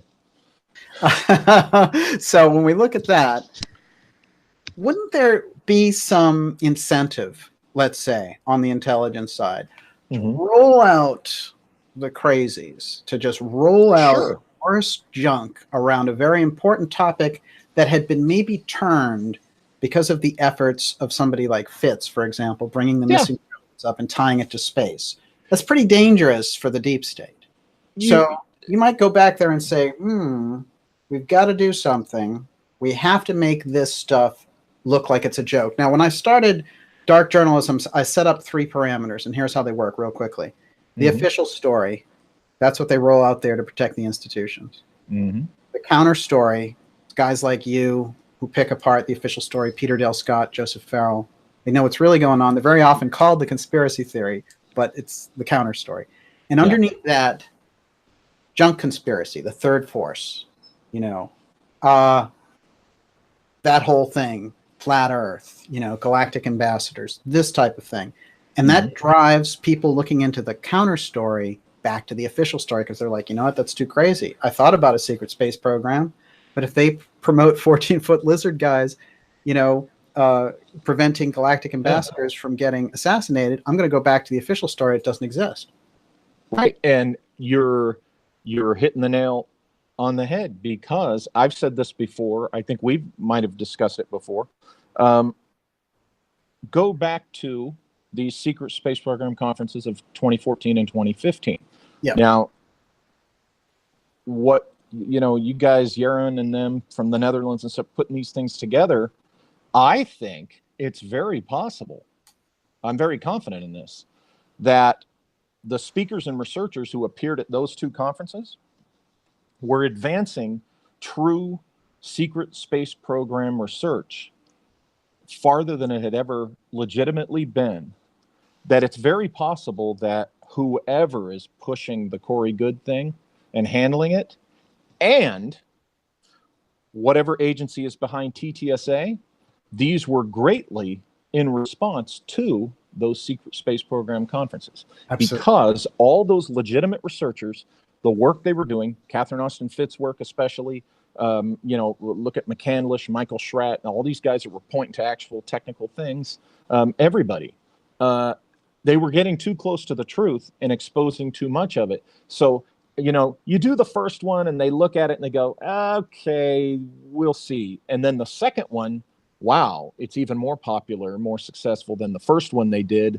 Okay, this is getting traction. People are starting to pay attention. Hell, they're paying attention to Bosley, for crying out loud. That's alarming. So they're thinking, okay, we got to do something. Right. Who are we developing? Well, we've got this goof, David Wilcock, and his buddies. Let's impose them on this. And then, of course, we're going to roll out this. We're working this Tom DeLonge guy, and I think he's been totally worked by the intel community. God. Yeah, I don't think it's his fault. I do think Tom DeLonge is sincere about his interest and what he thinks he's doing with TTSA, but I think it's totally handled by the intel community. Not totally when you consider his appearance on Joe Rogan, but you know what I mean. He's being handled. And I really do think, look at the timing of those things and look what they've accomplished. The first group, the first wave that came at us in 2015 and all through 2016 was the Goofy Circus. What did that do? That smeared a veneer of a lack of credibility on the secret space program topic. And then you follow that up with TTSA, which, okay, now we're the former government guys, most of us CIA, and now we care about you and what you know about UFOs, and we're just like you, and we're the ones to listen to us. And it was a 1-2 punch. And what has it achieved in the last 2 years or 3 years since Bastrop? Unfortunately, because they didn't do another one in 2016, unfortunately, this 1-2 punch of the good Wilcox Circus and the TTSA has successfully derailed what was the best and most serious, legitimate secret space program research that had ever gone on. Well, there were real sources, there were real documents to follow up. There were real trails. There were real true resources, incredible people looking at the stuff. Right. That was the direction. And I think of that when I think of the UFO and alternative research community, even a decade ago. You had that, even with people who did work like Stanton Friedman, people who did work like John Mack. That was a Harvard professor risking everything to go into this, to find out the link between consciousness and abduction. Right. It's a totally different thing than the singing galactic ambassador. I mean, we have to take a snapshot and say, it's been a low moment, and they just jumped the shark. And, the bottom this is the bottom. And that's why you're feeling the backlash through the entire community, rippling everywhere through all these different people doing episodes about it.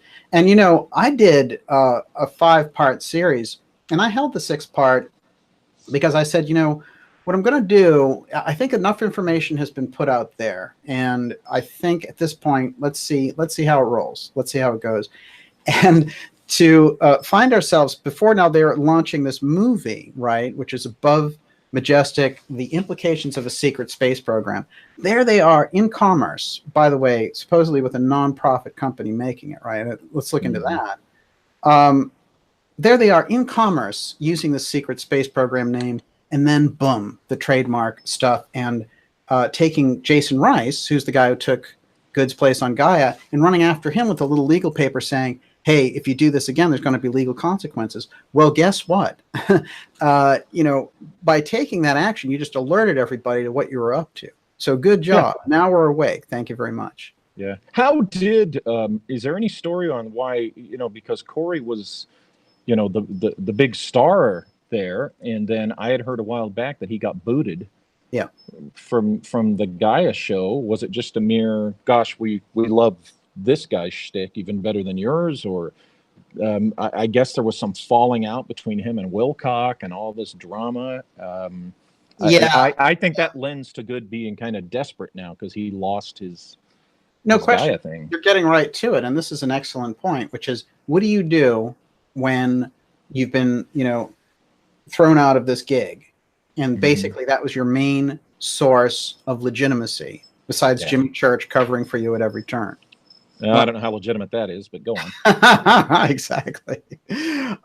So we take a look at it all and we say, what do? Well, your new strategy is I'm going to go around trying to sue people, and that'll be my new revenue stream. Hey, we know that, supposedly there's reference to a lawsuit that he has against Gaia in David Wilcox's resignation letter, which is the "I'm going to resign before you can fire me" letter. I mean, so let's take a look at what those dynamics are all about. And however these guys play out, they could play out all their weird, freaky stories. That's one thing. The reason I did the story on them in the first place was because they had plagiarized, Cliff High with his Antarctica work. As a matter of fact, Cliff did a great thing. And what he decided to do was put like this bogus information out to see if they pick up on that, Right. So he put out this little packet of information and the test worked, and as soon as he came forward with that and we put it in the episode, suddenly the big higher ups on the inside with Wilcock and Good said, "No more information about Antarctica, boys. We're going to hold that for ourselves." Yeah. And therefore, they were like, "Oh, the plagiarism thing will land in court. Can't go after that one anymore." Oh, they were. I think I don't know if you remember, I did a video sometime last calendar year, in which the basic story that they were peddling and others were talking about. I was told this when I was an agent 20 years ago. The same basic story about Antarctica by my professional mentor, a guy who was essentially my direct superior in my Intel community related career. Right. And he told me this 20 years ago, over 20 years ago now. And he said that it happened around 1959 or 1960. The team that found the big hole, and they went in and it just scared the hell out of them. His words, it scared the hell out of them what they found. Huge, giant, ancient machinery. And I was told this in the late 90s, and I was told, on the QT, it was definitely not something I should tell anyone else or talk about publicly. I believe by 2004, 2005, I had shared it privately with Greg Bishop, and then subsequent to that, Joseph Farrell, around 2004, 2005. So they can vouch that, at least as early as 04, 05, I said I'd heard this story. And this was being presented and really pushed by Wilcock and them as the latest thing. Well, what are we to take from that? Okay, either it's a true story that people are getting the details as to when it happened mixed up, or it is a complete fabrication of the intelligence community that is told to people being brought up in the ranks as ink. Okay. In other words, in my career, my mentor he was grooming me for something. Okay. And this could have been just their standard BS story on that level to tell me, to then see if it pops up somewhere downstream, and they can say, well, I told Bosley that, I told Walter that, and he opened his mouth. See, right. That's how this could have started. And it could be either not true, or it could be partially true. Right. I think there's a nugget of truth to it, but I acknowledge that the whole thing could just be one of those ink stories to test your asset. I've been in that business of vetting assets, and you have to test them, and you give them BS information, or you give them something and see if you can trust them with it. Now, it sounds like maybe, whoever got this out there publicly in our recent years was told this in the course of their career, and they opened their mouth about it. Interesting. And, yeah. That's how that could have happened. But nobody wants to hear that, again, because it's not as fun. Yes, absolutely. Well, the heart of disinformation you're getting at there, is Lee Harvey Oswald's birthday. Okay, he would have been 79. Today? Yes. Mm-hmm. Oh, wow. Happy birthday, Lee. Caught right in a CIA story crossfire and used as a patsy. Now, it's very interesting to me because there's intense intel CIA manipulation around the Tom DeLonge operation, dealing with TTSA. Luis Elizondo, the face of counterintelligence, pushing this story. Fox News, New York Times, all that stuff, and just really coming up with these stories and saying, well, he was running the TTSA desk and all the rest of it, or he's running the ATIP. Yeah. Yes. Now, what's interesting about this is we've come forward and shown, a few researchers have these pictures of him in this Missouri newspaper in 2010, and he is running a shipping company. Yes. He is not at AATIP headquarters. Now, how do you equate that? Because that's prime time for AATIP.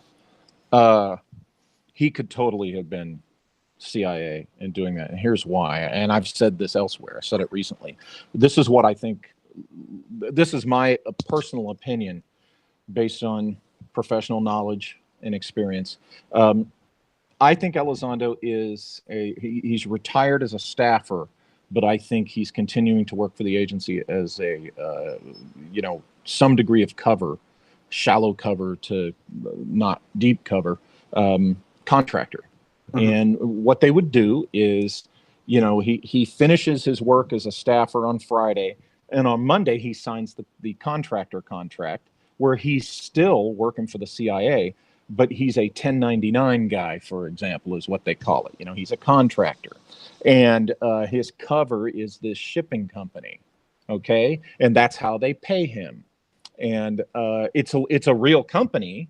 They would tell him, look, we could get a business license, actually have people running this company, but your job will be whatever his job is. And I think part of his job is presently being part of TTSA. That's his operation.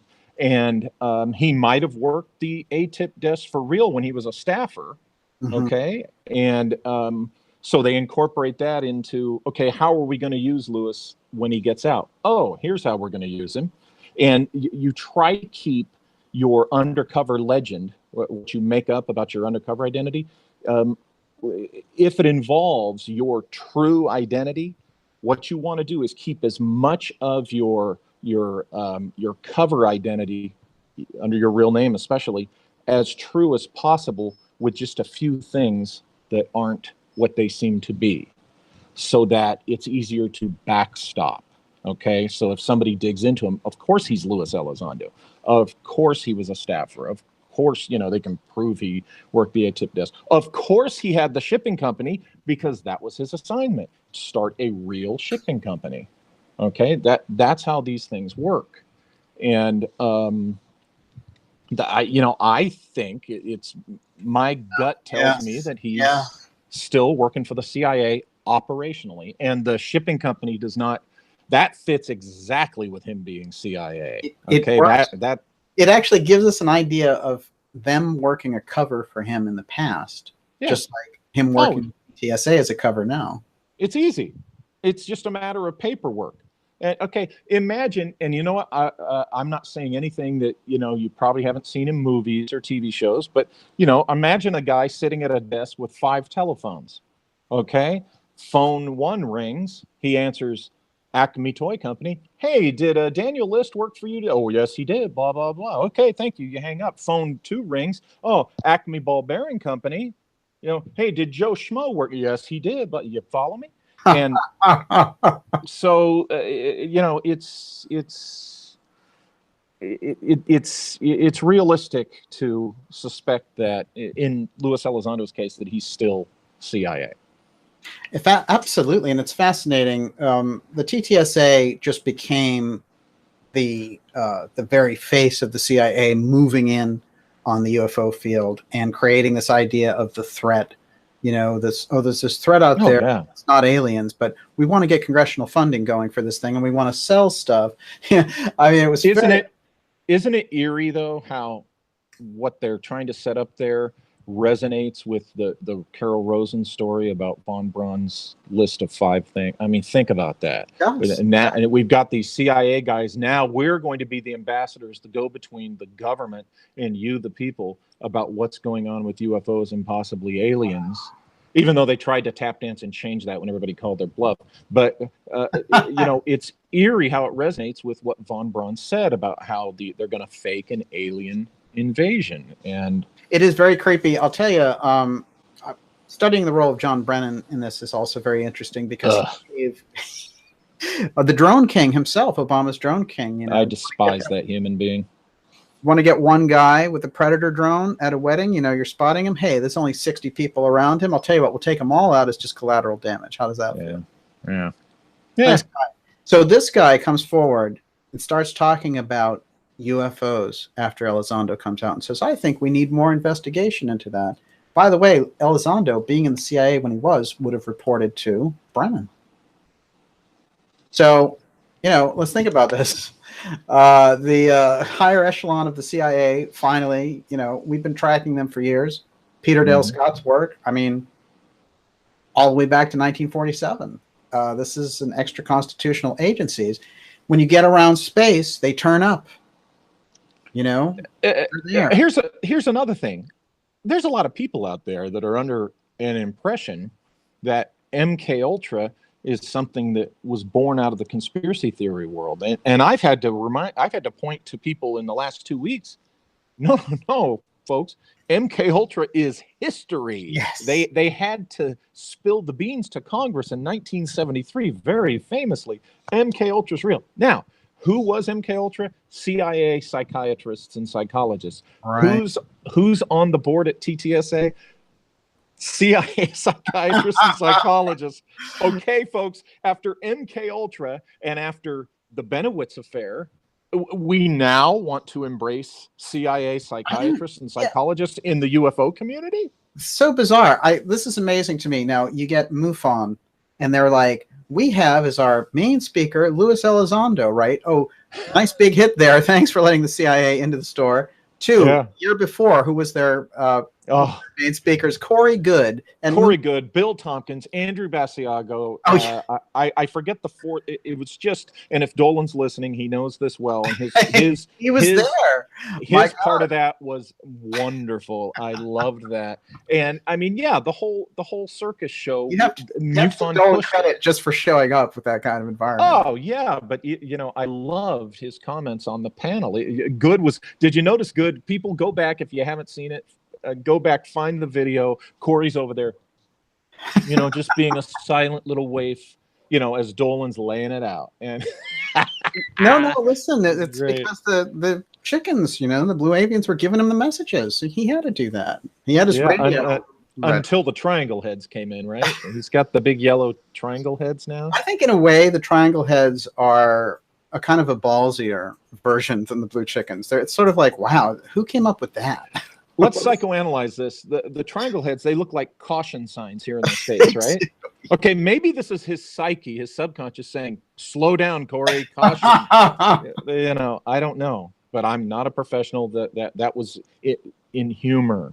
I like that because, assessment. Well, you know, when you get the good thing and then the MK Ultra thing and you weigh it out, but it's like, this is feeling pretty good, actually. No question. Yeah, I think Corey Goode, it was handled by somebody.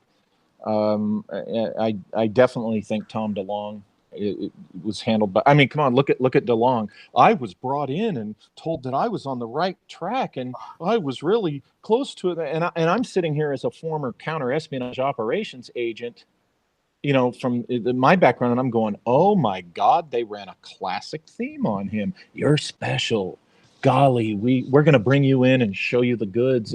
And it apparently the stuff they showed him was the Mylar balloon video and a Billy Meyer ship. I mean, I was recently on a panel sitting next to Michael Horn. You can imagine how that went. Oh, no. I could not keep a straight face. The audience knew it. And I'm, you know, but you know, when I saw DeLonge pushing, you know, a Billy Meyer ship, this was before Photoshop. Oh my God. I knew, okay, his handlers either pushed him to that to discredit him finally, or they're just shaking their heads going, oh crap. You know, I see them. Yeah, I definitely see them leaving him holding the bag. You know, this thing about the SEC filing and 37 million. That's bad news. But remember, that's a deficit, not a debt, but it's still not good. Yeah. Well, here's the thing. Let me show you for sustainability. You work for a company, you give them stock in the company. The next year, if you did 37 for this year, it's going to be more next year when you come. It should be, right? Yeah, it should be. So, you know, let's say it's 40, okay, just a little bit more. Now you're 75 million in debt, quote. Yeah. This is kind of fascinating too, the way that it's been rolled out. We're looking at a situation where the CIA openly comes into the UFO community and says, here we are, we're rolling it out. Elizondo's your man. He was there. And all these people are, as you were pointing out, some different asset of the CIA. So it's an open CIA corporation working with who? Lockheed Martin. And then you get this guy Mellon, who was deeply involved in the Clinton and Bush II administrations. I mean, those are the people you want leading UFO disclosure? I don't think so. The drone king? This guy will kill 60 people at a wedding to get one guy? John Brennan is just, he reeks of nefarious ick. I do not like that human being at all. It has to be looked at really closely operationally, because you look at it and you say, here's their high-level op. They always work high-low, always. Just like, when we look at different CIA operations over time.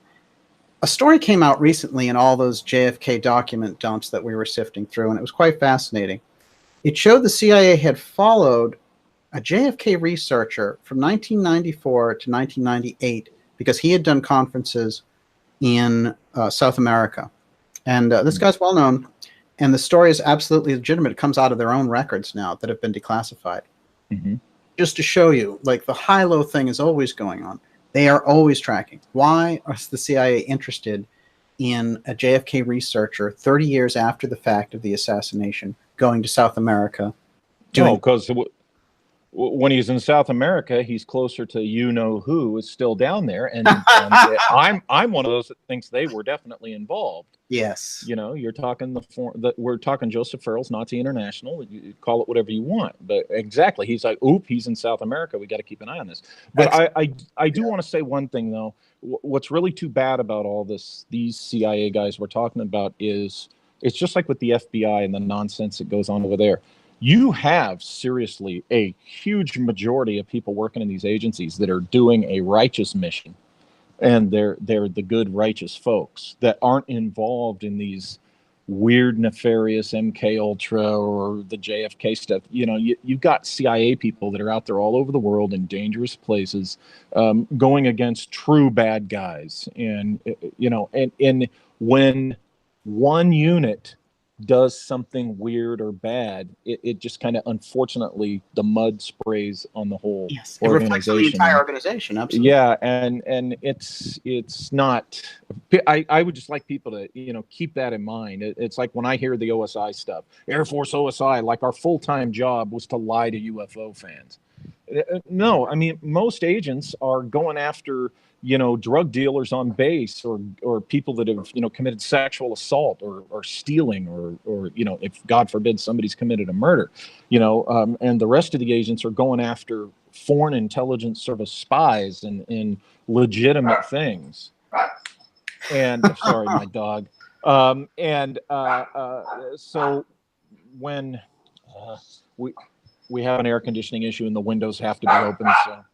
Hey, no, it's absolutely true. But you get my point. Absolutely, yes. People need to remember that when we're slamming CIA elements here, we're not slamming the whole organization. We're not slamming the whole FBI. We're not slamming the whole OSI. And I think most people realize that. Oh, yeah, you're going to have those pockets. What's interesting about it is when you get an organization like that, there are people inside who probably like this program because they're looking at it and they're saying, this power system needs to be curbed. Absolutely. How do we curb it?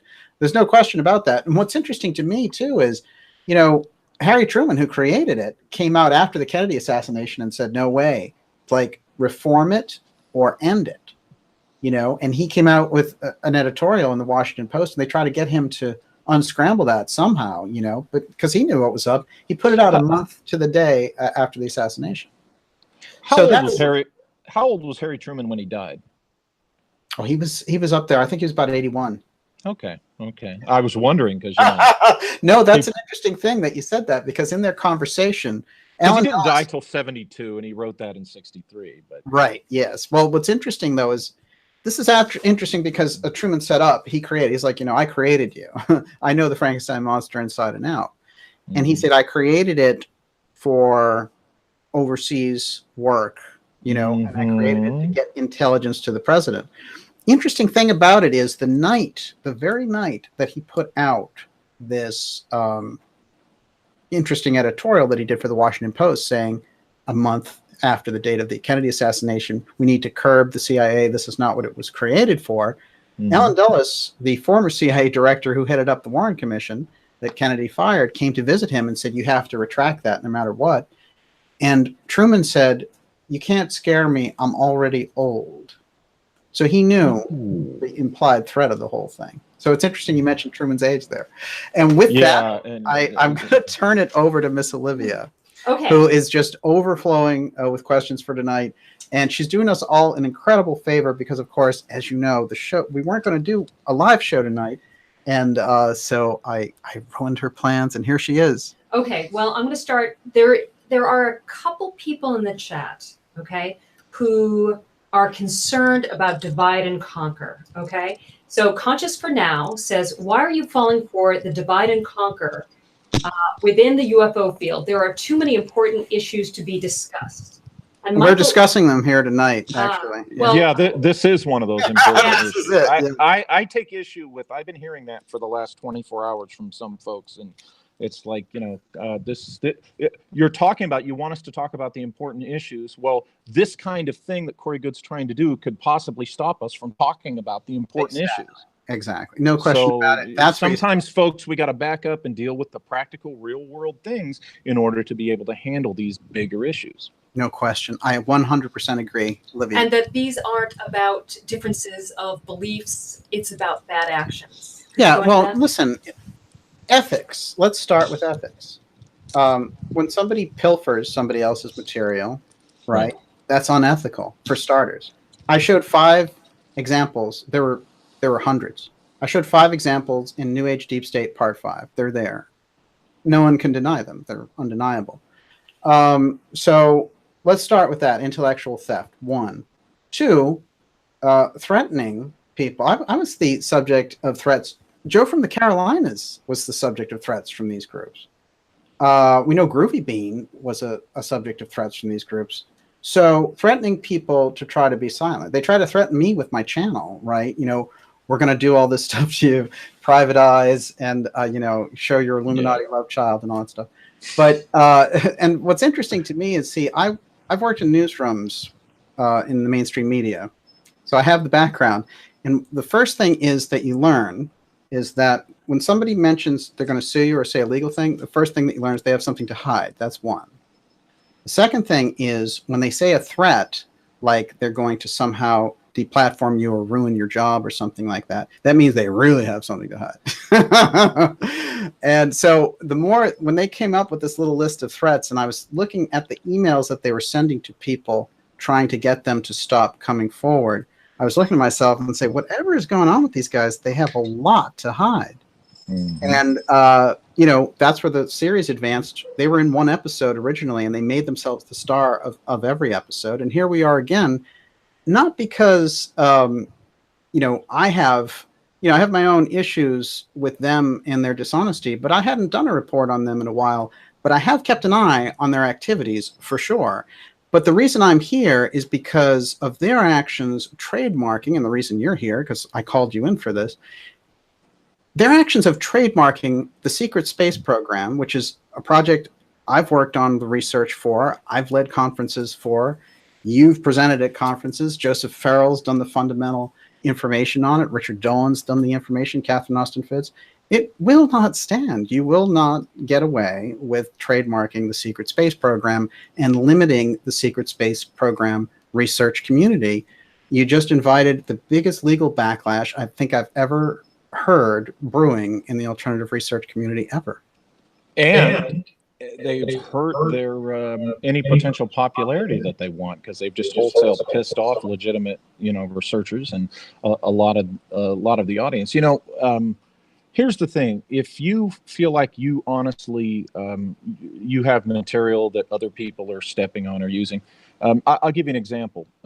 How the rest of us do it is, there's a writer out there. I like him. I like his work. I found something in one of his books where he's talking about directly my work, and he had not mentioned me at all. Now, instead of me getting a lawyer and slapping a letter at him, I sent him an email and said, "Hey, man, in this chapter, what you're talking about there, let me fine tune it for you." And I originated that in 2013 or whatever. Here's the book. Here's the page number. Just basically, all I did was, hey, cite me. That's all I ask. Right. I'm not going to send a letter from a lawyer saying, "Oh, I'm going to get you." I just say, "Hey, man, And what did he do? He goes, "Oh, shoot, okay," and he was totally cool about it. And that's how professionals and legitimate researchers. That's how we handle these things with each other. Well, I also I absolutely hate the thoughtlessness of them putting this lawyer in the middle of all the crossfire too. That's the way that they operate. Yeah. We shove somebody else into their mess and who doesn't know about the shenanigans that they're always pulling and how many people can't stand the BS that they pull. And then they're like, "Here, you go deal with it." And then a bunch of people end up talking about the lawyer. And in this case, the lawyer, I guess, is Teresa Yanera's sister, right? Yes. So we don't know to what degree the sister even knows about this community and what's going on. For all we know, Teresa went to her and said, "Hey, can you help us out with it?" And she's like, "Yeah, okay, this is what I can do." For all we know, that was the extent of her involvement and her knowledge of this. Absolutely. Now, like you said, she's going to be catching a bunch of flack from righteously so. Hey, from listen, people. Yes, absolutely, because you get associated with that, junk, and these people are, the Roger Ramsar Richards, the Corey Good, David Wilcock, getting behind this thing and trying to trademark it. And then that whole crew saying it's a great idea. The stuff has been around. This guy crawled out of Gaia TV 2015, as I pointed out in the beginning of the program, out of a very unstable situation. I also want to know if Gaia had vetted the fact that he had a restraining order on him a year before he showed up in their series. I mean, that's kind of serious. Maybe they should have tipped people off if this guy had. I would like to think that the answer is it's an oops and that they didn't know that when they should have, rather than think that Gaia would know it and still push the guy.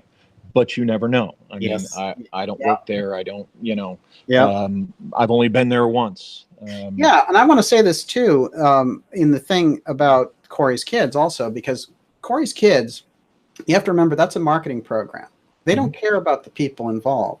Just like Gaia switched out their galactic ambassador and put this new guy in, who has a bigger slay record of the ETs, right? He's killed more ETs than the guy before him. Wait, Jason Rice has killed ETs? He is, yeah. That's more than Emery Smith? He's got more. More killed. If he killed one, he's killed more than Emery Smith. I you know what? And I'm glad Jason put this letter out there. Yes. But look, you guys know how my opinion of all these, I'm an insider secret space program guy, and I think it's all BS until they prove otherwise. No, that's legitimate. I think that there can be people who come forward, as we've seen, and do whistleblower testimonies, and to the extent that you can corroborate their background, you take them seriously. This is a page out of Richard Dolan's thing, because he really has talked about the value and the balance of a real whistleblower and what you can get from them by sifting through the background. It takes time versus just some guy flying out there and saying, "I did 3,000 autopsies on ET bodies." Yeah, a whistleblower in in government agencies is a very particular. It has a definition, and as you laid out, there's a particular process to actually to back up and make this whole thing happen with a legitimate whistleblower. Well, absolutely. These guys are doing is not that process. No question. And look, let's look at a legitimate whistleblower for a minute, Gary McKinnon. Okay. Yeah. Gary McKinnon was brought up at a press conference between Prime Minister Cameron and Barack Obama in the UK because the US wanted him that bad. Mm-hmm. That's what they do with whistleblowers. They try to get them really bad into a situation where they can grab them, interrogate them for what they know, and then put them in prison, as we saw, was the case with Chelsea Manning. Mm-hmm. So that's what they do. You lounging around in a studio at Gaia TV with a latte, it's not going to happen. It's somebody's fantasy. I'm telling you, it's an old white guy's fantasy. These old white guys got together at Gaia, and they cooked up this thing, and they rolled these guys through this program.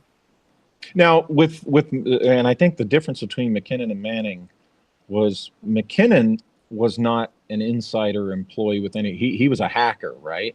Absolutely, but the information that he got into, which is how we got into the off-world officers. Yeah, he got into the real systems and everything. But Manning, was active duty military, had signed on that line, had taken that oath, and was trusted personnel. That's why Chelsea Manning got in trouble. To grab him, because it was the trusted personnel violating very specifically a legal agreement and an oath. Interesting, true. But if we can go into that also, which is the stuff that he put out there represented, violations and war crimes. So, however, there is an apparatus in place, and that's called the IG. And believe me, the IG guys don't care if they piss off a general or a politician. As it all played out, Chelsea Manning could have gone to the IG. Well, as it all played out, he went to WikiLeaks, and this is the nature of the situation we got. I do think what's important about all this consideration is that the secret space program is a very important piece of the national security state. Mm-hmm. It's a very important piece of the missing trillions research. It's a very important piece of the UFO file. Right. So all of those things concerned, the way to get us off the trail with the bozo factor is, it's pretty good, because they get to distract and do all these crazy things and use people and put out Corey's kids or whatever it happens to be. In the meantime, the real message gets lost and the real research gets lost. That's the point. And now, going a little bit further, they're trying to block any real exposition and exchange around the secret space program. That's why it won't stand. That's why it can't be something where you just look at it and you say, oh, the crazy circus is going on over there, which you do all the time when you're in alternative research, just like when you're in politics. Yeah. It's it's like I said a while back, about a half hour or so ago. I think we're dealing with Corey Good and we're dealing with the TTSA guys because, first and foremost, tip of the spear is Catherine Austin Fitts talking about that money. Those I absolutely agree with you. Money. That puts secret space program red hot in the center of the radar. The research that is being done. But when you had not just she's at the tip of the spear on that stage, but you have Richard Dolan, there that first year in 2014, you have McCandless, you have Schratt, you have Joseph Farrell, you have Brandenburg, you have LaViolette, you have me in 2015. By 2015, they realized, oh crap, we got to do something. Yeah. And I'm not trying to put us on an ego trip, but folks, these are the facts. You really look at what was being done by those researchers who I said earlier, every one of those people I named are superior to me. When you look at what they were doing up to 2014 and 2015, well before Corey Good ever, came along, they are the reason why I think these ops were pushed the way they were. I mean, come on, they pushed Corey Good directly on to 2015, tried to, and then TTSA comes along. If you want to know, if you want to get close to the truth of secret space program research, you go back and look at those videos all on YouTube. 2014 in San Mateo, 2015 in Bastrop, Texas. You watch all of them, even mine. But you watch all those other people I named, and there is your most substantial secret space program research up till then. I absolutely agree. Absolutely agree. That is the material that we should be referring back to when we're speaking about secret space program research, not the phony autopsies, not the phony galactic ambassadors getting messages and all that. It's really they've really rolled it out. Okay, Miss Olivia, we've kept you waiting. Joseph Farrell would like to have Walter talk about the spooks at the 2014 conference. Yes, so we are talking about that openly now. Yes, I went to San Mateo in 2014. I went there with Joseph and with Chuck McCorkle, who's been kind of a organizer of things. Uh-huh. Yeah, and we drove up from Victorville, and my reason for being there was to be kind of a security advisor type for Joseph and things in general. There was a particular security issue. I won't go into the details on that because it involves an individual who was there. But as a peripheral thing that happened were these, there were a couple of guys at the event, that we wondered about standing in the back, that kind of thing. But at the hotel, if you recall, were you there in 2014? You were, right, Daniel? 2015. 2015. Well, in 2014, where we were staying, there were these very interesting characters who the juxtaposition of their presence, happened to be when we were there, and just their behavior just kind of smelled funny. It's that.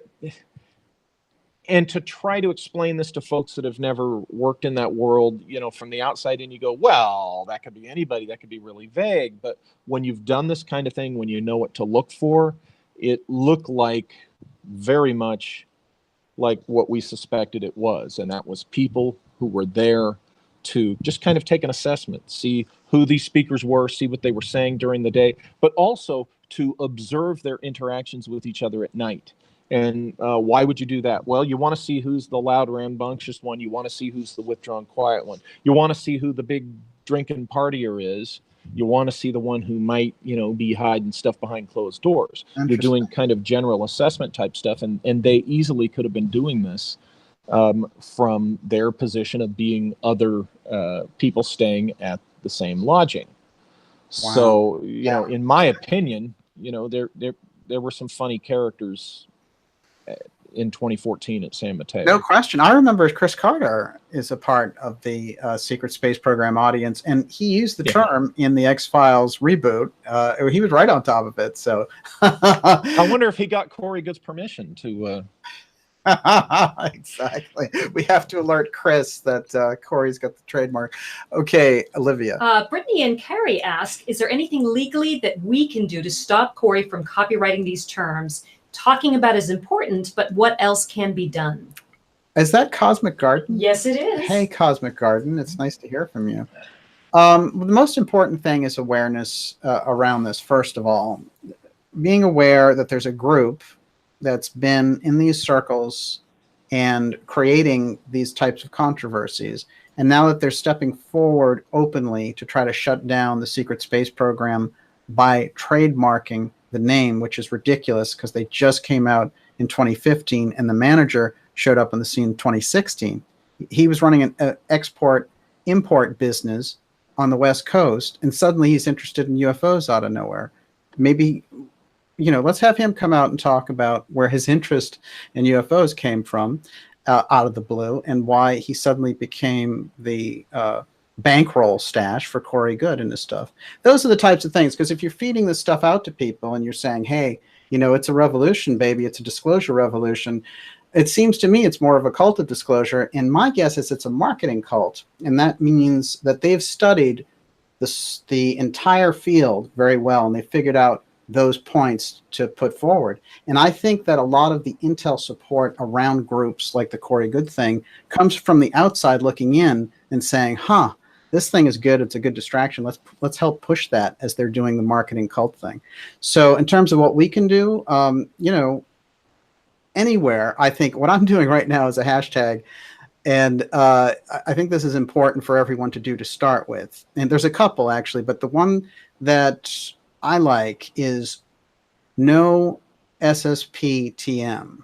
That's important because they should not and cannot be allowed to trademark the secret space program, because that completely eliminates and creates strictures on an area of research in the alternative research community. It's a freedom of speech issue.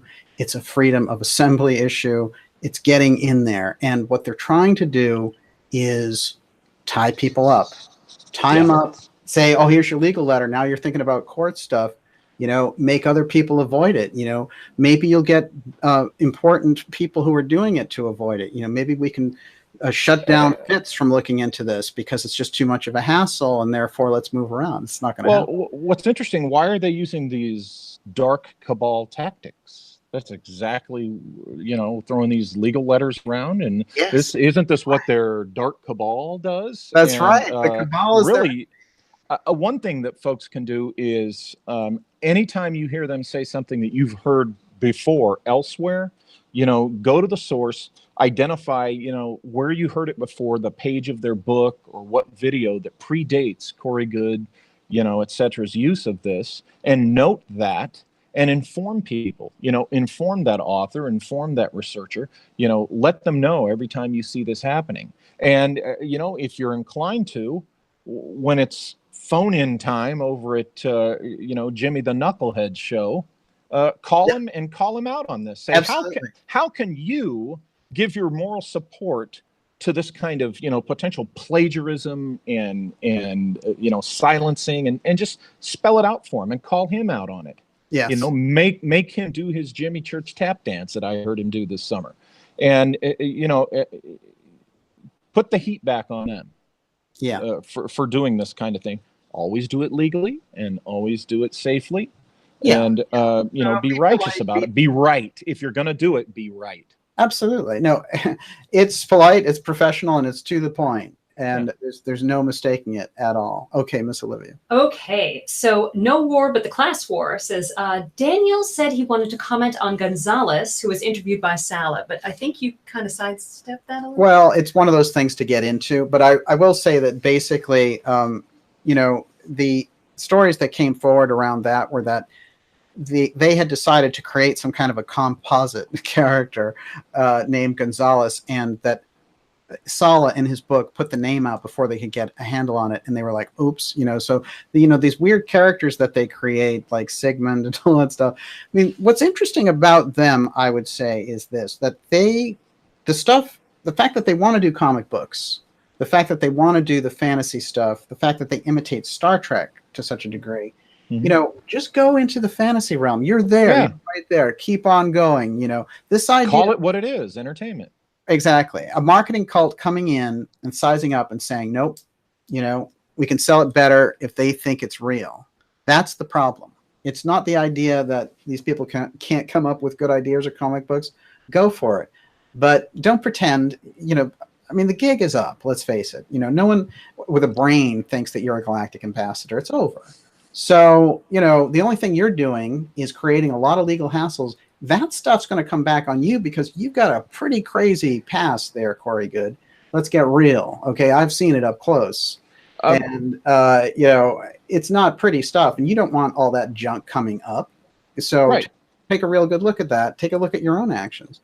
I will say this in relation to that whole group, which is there seems to be this, we're going to go in, and anyone who's competing with us, which is a very Rockefeller style tactic, we're going to try to take them down, take down their channel. They're talking about the secret space program. Send this guy a letter. He can't do it. Jason Rice took my job. I'll tell you what, he gets a legal letter.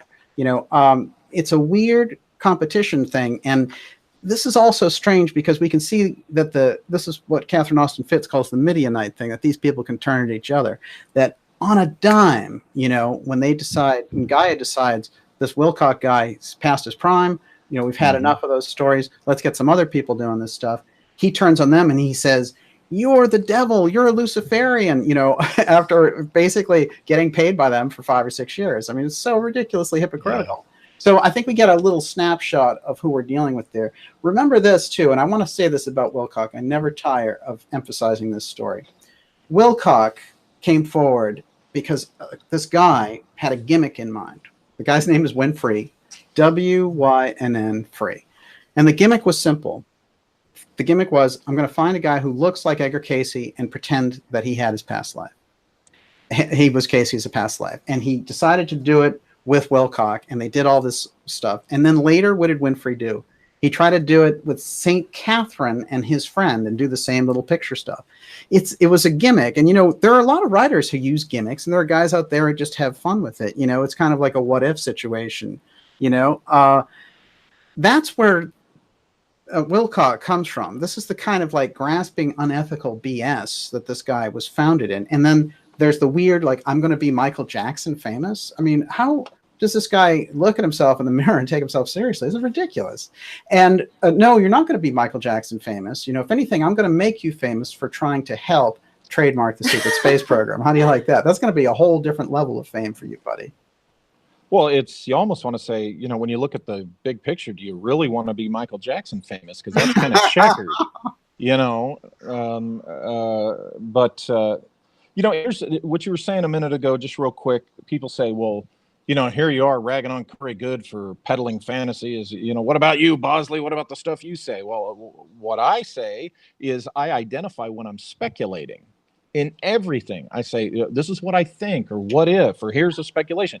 Joseph Farrell identifies when he's speculating. He writes footnotes. Here's the thing. Yeah. In college, right? What do you learn? What's the first thing that you learn when you're doing a major paper? You have to cite your sources, right? Yeah.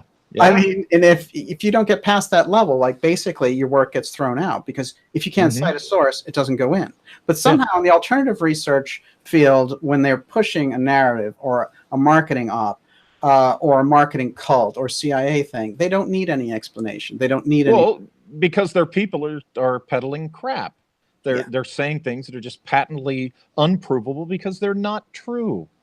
Well, what's amazing is the actual truth is so fascinating. Yes, it's so interesting. Exactly. Look at the stuff that you've been covering. Look at the X series, 30 episodes, bringing together the mystery schools, the deep state. There's a whole range of things. You want the lost continent of Atlantis? You want, Antarctica?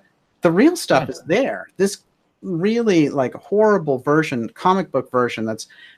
I'm telling you, it's going to be looked at as the lowest moment. It's going to be the last 5 years or so, and they're going to look at it and say, "Oh, yeah, that was Corey Good. Do you remember that horrible thing?" Yeah.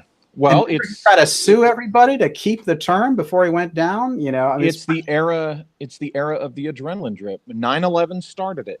It got everybody in this state of and then the politics continued it. Look how and I'm not going into the details, but look how the political discussion has everybody's wired all the time, and they just got to keep having the adrenaline injected in. And so the stuff that Wilcock and Good and all these other fantasists put out there, that's the adrenaline that keeps them going. The crap that the TTSA people, new paradigm, man, the shift is coming. It's going to be revelations. It's coming. It's just like the disclosure weenies. I mean, oh my God, the disclosure fanatics. It's right around the corner. George W. Bush is the disclosure president. Right. Obama's the disclosure. Oops. Yeah. None of them are ever the disclosure president, but it's everybody's on this adrenaline. Well, not everybody. Too many people are on the adrenaline drip in our community, and that's all they want. They just want to be it's just like the people that are just too constantly with the Q stuff. It's 24/7. Yeah, but Q said this and Q said that, or Q said this 6 months ago. What's interesting is they want to be high all the time. The extent to which the Wilcock, Good, all that stuff is moving over into Q and trying to co-opt it too. That's weird. It's like, I gotta tell you something, boys. Christian conservative Trump supporters that are into Q material are not going to like you and your bizarre blue chickens. It's not going to be a man. I mean, give me a break. All right, Miss Olivia, sorry, you're in the picture. Okay, so Michael Wisdom wants to know, could they actually sue you if SSP is trademarked, and would it actually silence us? Yes, 100%. That's the threat, you see. I mean, I have incredibly robust... If they get it. Yeah. I have robust legal resources, and I will not ever allow them to silence what I'm doing. However, they can roll right down the line, make it expensive, make it time consuming. They can do that, and they can take channels down. Let me tell you, the last ping on my channel to take it down is October 9th. Okay. Who do you think's doing that? Well, who's putting out a movie October 31st?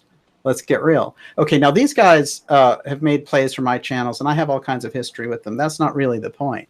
The point is this: when they move into this, Michael Rice, Joe from the Carolinas does all of his secret space program work. These people criticizing the cult, basically, they get silenced. That's what's behind it. It's a marketing move, but it takes care of all the critics too. It's very dangerous. It's extremely dangerous, and it violates free speech, and it's not going to stand. Okay, Miss Olivia. Okay, Joe from the Carolinas. Speaking to Walter's point, isn't it interesting that every president is called disclosure president? Yeah. Your analysis? This should be good. I was just going to say, if Joseph Farrell's still listening, we all know that it all started with Millard Fillmore. He was the disclosure president, the first one. Yeah, it's just, you go ahead with your analysis. I just wanted to throw that out there. Walter, I have to say, I want you to take this one. Oh, look, my view of disclosure in general is it has become, over the years, those who were wanting to be disclosed, they, in my opinion, are controlling their disclosure entirely. It's not going to be any president. It sure as heck is not going to be some activist star of the UFO community stomping his feet with all his fanatics, demanding disclosure. The people have a right to know. Look, these things have been coming here. These entities, these beings, I think a lot of them are human beings just like us, have been coming here for thousands of years, okay? When they decide they want to be disclosed to us in that massive way, they will do it, okay? And all the, whatever the term is, the politicking, the exopolitics, whatever it is, all this demanding disclosure is a childish waste of time if you think that's going to get disclosure. I like that. And so there's going to be no... The disclosure president is going to be the president who's in office when they decide to disclose themselves and they say, hey, lucky you get to go on with the announcement. But it's not going to have anything to do with the efforts of people demanding disclosure. Hate to tell you that. Absolutely agree. Miss Olivia. Marco Andre Silva, any comments on Lavenda's apologizing of TTSA? That's pretty interesting. I've always felt that Lavenda was caught in a weird situation there because writers like to write. And I don't hold it against Lavenda that he was associated with him, but I think he should get the hell out of there. I don't know if you think. Yeah, he was hired to write a book, and he did that. You know, I think no there's harm, no foul there. Yeah, there's a lot of people who need to get the hell out of there. I think the Corey's kids need to get the hell out of there. You know, there's a lot of pound hashtag get the hell out of there. Okay, so for the gentle New Agers in the audience who are uncomfortable with conflict and want unity in the community, and I feel them because that is where my heart is. I know what I'd like to say is that unfortunately sometimes you have to go through periods of conflict which are uncomfortable. Let me show you something. I'm so glad you said unity in the community. Mm-hmm. All right, let's take a good look at Jim Jones. Okay. Mm-hmm. And let's not forget the Kool-Aid over here. Jim Jones, what was the name of Jim Jones' church? It was called the Unity Community Church. You get some idea of how dangerous cults are? I mean, I would prefer to have people who disagree working honestly, at odds with each other, debating things, have a robust situation, seeing the real picture, which, by the way, in order to look at things like the deep state and all the rest of it, you're going to have to deal with a lot of fracturing the picture. So therefore, you're always going to have disagreements. I think the idea of unity is way overhyped. I don't want to be part of a Borg. You know, I don't want to be part of that kind of mindset. I think the unity comes from each person having the right ideal and being accepting of other ideas. So if the ideal is bringing the truth forward on the secret space program, then somebody coming in and saying, I'm going to trademark that so I can sue you if you do anything about it, even though I just came out of the blue. And by the way, I'm backed by some weird import-export guy who just showed up in 2016. Questions going to be answered. They need to be answered. And this idea that, you know, there's some community thing going on and that therefore anything that you say against, you know, this weird, bizarro thing that just showed up 3 years ago is supposed to be breaking some unity in the community. There's your answer. All right. Yeah. Take a good long look. And then the Corey's kids, take a good long look. Here's my suggestion for the Corey's kids. Hashtag get the hell out of there. Unity is something, it should be motivated and driven by knowing when to work together. But you also need to know when it's time to step back. Isn't there an old apocryphal biblical story about the war in heaven when Lucifer and his army was saying, come on, we're going to turn against heaven and all this stuff? And wasn't there the story of the one angel who looks at them and says, you guys are crazy and you're wrong and you're going down, and I don't care what you say to me. Come on, be part of the team. I'm sure Lucifer and his buddies were using the unity, go along to get along, the singularity, the hive think argument on this one particular angel. And the lesson we're supposed to take from that apocryphal tale is knowing when to stand up against the crowd, no matter what they're saying. It doesn't mean your side's going to win, but you just got to know when to be unified and when not to be. What I learned about this cult as I studied it, the Sphere of Being Alliance Blue Chicken cult of Corey Good and Roger Ramser, is that, who calls himself Roger Richards now, basically anyone in their machine who didn't agree with them and who came forward to basically talk about what they didn't agree with, they got the threats of, we can say you're with the cabal. If you don't shut up, we'll say you're with the cabal. We'll say you're with the Illuminati. It's going to be very uncomfortable for you. How about we settle that between... I've seen the emails, reams and reams of emails. Some of them are public. So it's not like it's a big secret. So what's that? What kind of love and light is that? And it worked. It worked. Oh, well, being threatened to be identified with the Illuminati. Yeah. Oh, yeah, sure. Well, this was their weird tagline, and they did it with me, which was the most bizarre thing. They were like, "We'll reveal you as an Illuminati agent." See, I would laugh and I'd say, "Hey, buddy, I was already a badge-carrying AFOSI agent. It doesn't get more evil than that with this crowd."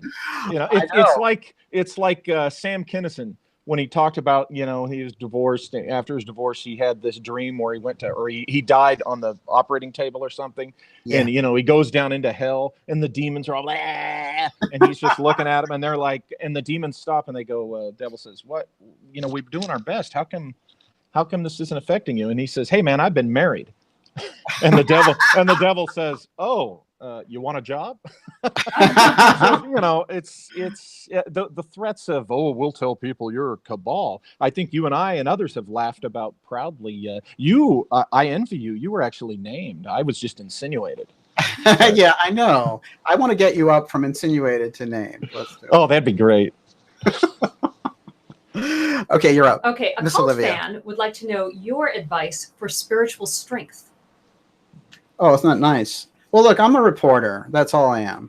I'm a dark journalist. And when I see dark situations that aren't getting unraveled, it seems like I have a kind of a knack for it. And so that's where I'm coming from. In terms of spiritual strength, I can tell you where I draw spiritual strength is there's something fundamentally important about protecting the truth and about respecting other people's truths.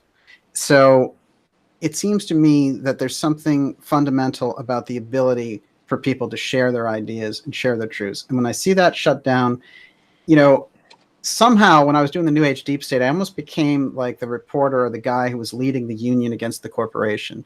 And that's really how I see myself in all of these situations, which is I'm trying to give people that information and try to protect their ability to speak out. And let me tell you, in this little battle with the marketing cult, there was incredible pressure, and I mean incredible pressure placed on people who were coming forward to me to give me information relating to the shenanigans behind the scenes of the marketing cult of Corey Good and Roger Richards Ramser Gold. So, those are the people I admire because, I've been through the news business and I've been through corporate America. I understand these things, but the tactics that they were using on these people, scare tactics for people who were in fragile positions, mostly women, predominantly women, about 98% women, and very often in vulnerable positions. Wow. I mean, sometimes your respect level can drop for people, but there's another place where you actually go when you look at them and you say, this is despicable stuff. So as a reporter, you get used to that. But wow, I was really right now I'm living it. When I saw them slap this on this guy Rice, who basically is just saying the same thing that they did. They're basically saying you can't be in the space because it's going to run into our revenue stream and our plans, and they're trying to scare him. It's not going to stand. Sorry, you made another screwball. I think what we need to start doing is pay attention to who they go after and who they don't. Who they don't tells you who they won't mess with, who they're afraid of. Yes. Who might worry them. Yes, absolutely. Fantastic. Walter, on the beam. Okay, Miss Olivia. Okay, Esoteric369 Wall would like to know about your opinions on Robert David Steele in the context being discussed. Isn't that interesting? I have a picture here of Robert David Steele with Ben Fulford. Ben Fulford is the one who's been spreading the cabal. Arrests are coming. And don't worry, the Nazis are good now. They've made a deal, and they're going to come out, and so Nazis are good, and all that stuff. And Fulford, his number one fan who parrots him is this guy, right? Our good friend David Wilcock. I mean, and that's what drives the cabal arrest conversations. In the meantime, real issues get missed. Steele is this guy who shows up, and he talks about, there's a secret space program for the Navy and for the Air Force and blah, blah, blah. Well, if you have all that information, come on, spit it out. You're an ex-CIA guy. How about you want to put it on the table? Good. Otherwise, I really don't have a whole lot of patience for him. And that's where I stand on that. Okay, Olivia. Okay. Olivia's getting the good ones tonight. Brand- Before we go any further, I'm sorry. You're watching Dark Journalist. I'm here with author Walter Bosley, who is killing it tonight. I want to say this about Bosley, although he's very modest about his work. The Empire of the Wheel series of books and his other work also, but I always tune in on that Empire of the Wheel series and his presentation at the Secret Space Conference, Austin 2015, is fascinating stuff and move the needle forward, I think, dramatically, and the conversation forward. So I highly recommend his work, and I think that if you're looking for good material and if you're looking to go really deep with a real investigator, look into Walter's work because it's absolutely fascinating. So with that, I will go to Miss Olivia's next question. Okay, Brandon Jimenez says, MUFON has been sold to Luis Elizondo. In the past month, he was in Irvine finalizing everything. Did you know that? Well, this is you're going to have to substantiate that. Yeah.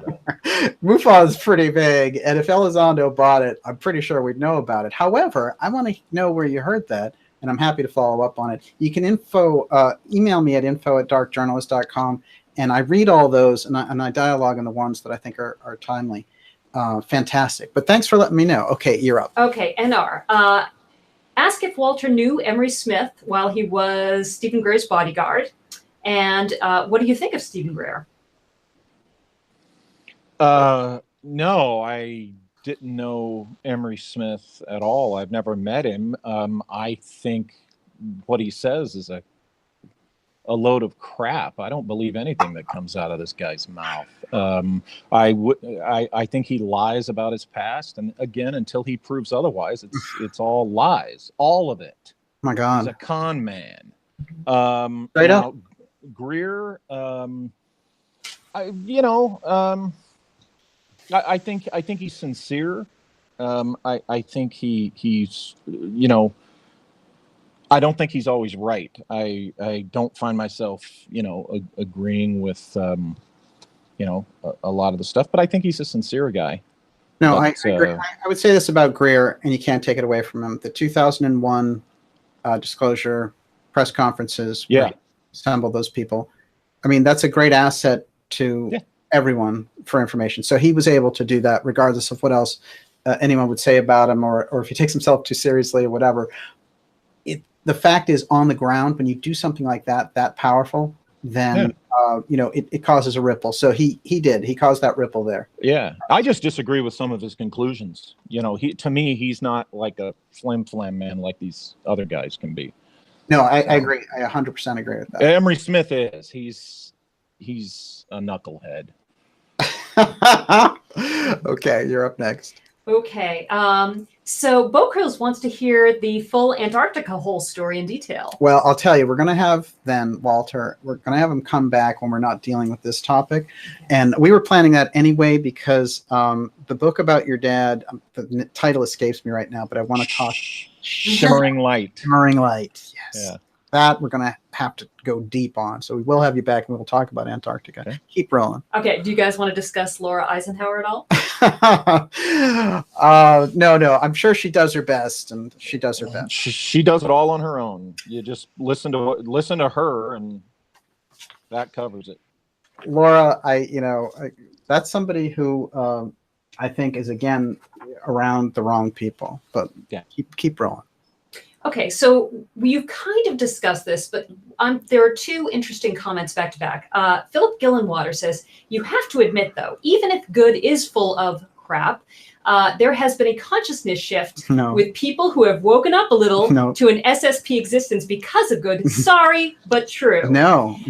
Sorry, but they've been woken up to a load of crap that has misled them and steered them off a legitimate path to where they won't pay attention to the real stuff because it's not exciting enough. So sorry, but that don't fly. It's actually it's a poison pill, actually. That's called. And the dog agrees. Yes. Hey, Tiki, stop that. Tiki is in deep agreement. Tiki. Now, Miss Olivia, we only have time for 2 more questions, so choose them carefully. And then I'm going to read a little roll call list here of people who are doing a great job on reporting on this. Okay, keep rolling. Okay, Joe from the Carolinas again. Does Walter think it's time for real SSP researchers to speak out? Mm-hmm. And if so, why? And what would that look like? Amen. Amen, Joe from the Carolinas. Yeah. Yes, I do. I have friends. You guys know who my friends are. Some of them are big in the do not engage thing. I understand where that's coming from and where that originated and where, what they primarily aimed that at. Others just believe and they don't want to get involved in stuff. But what I would say to them is, guys, this is going to affect what you do. I was telling Joseph Farrell earlier, it'd be like if somebody says, oh, I'm going to trademark the phrase Giza Death Star. What would that do to him? So I know the easier path is the one of least resistance and, don't get involved, do not engage. But you know what? That's not practical. Sometimes you got to stand up and engage. It's just, it's just you do. And this is one of those times where we all have to. Yeah, absolutely. That's what we're doing here right now. And Walter, you did a great job on that tonight, laying out what's actually at stake and who we're actually dealing with when we talk about intel. It's not this, let's say, nebulous concept when it comes to you and your background. You understand it very well. But yes, thanks for the question. Let's keep rolling. Okay, so Najat Madri, why did this secret space conference stop? There hasn't been one in a couple of years. It's actually been 3 years. Well, there's a few reasons for that. I mean, what happened actually with that conference was that afterwards, the global BAM guys, Jerome and Robert, they got involved with another alternative energy conference, and that led them down a different path, and they got kind of rolled into this other thing. But it's true, the apparatus for a conference culture developed around real themes where people aren't being harvested, where people's ideas are respected, is overdue and is very important. And with my own work so deep on the X series and the work that I'm doing, assembling a conference hasn't been something that's really been on my mind. But I'll tell you, here's who I would elect for the greatest conference in the world: Walter Bosley, Catherine Austin Fitz, Richard Dolan, and Joseph Farrell, for starters.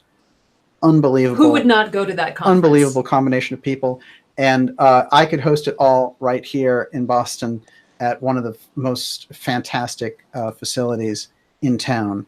So that's where my real answer on that. But I totally agree with you, Najat. That's highly, highly overdue. And we can see what happens in the void.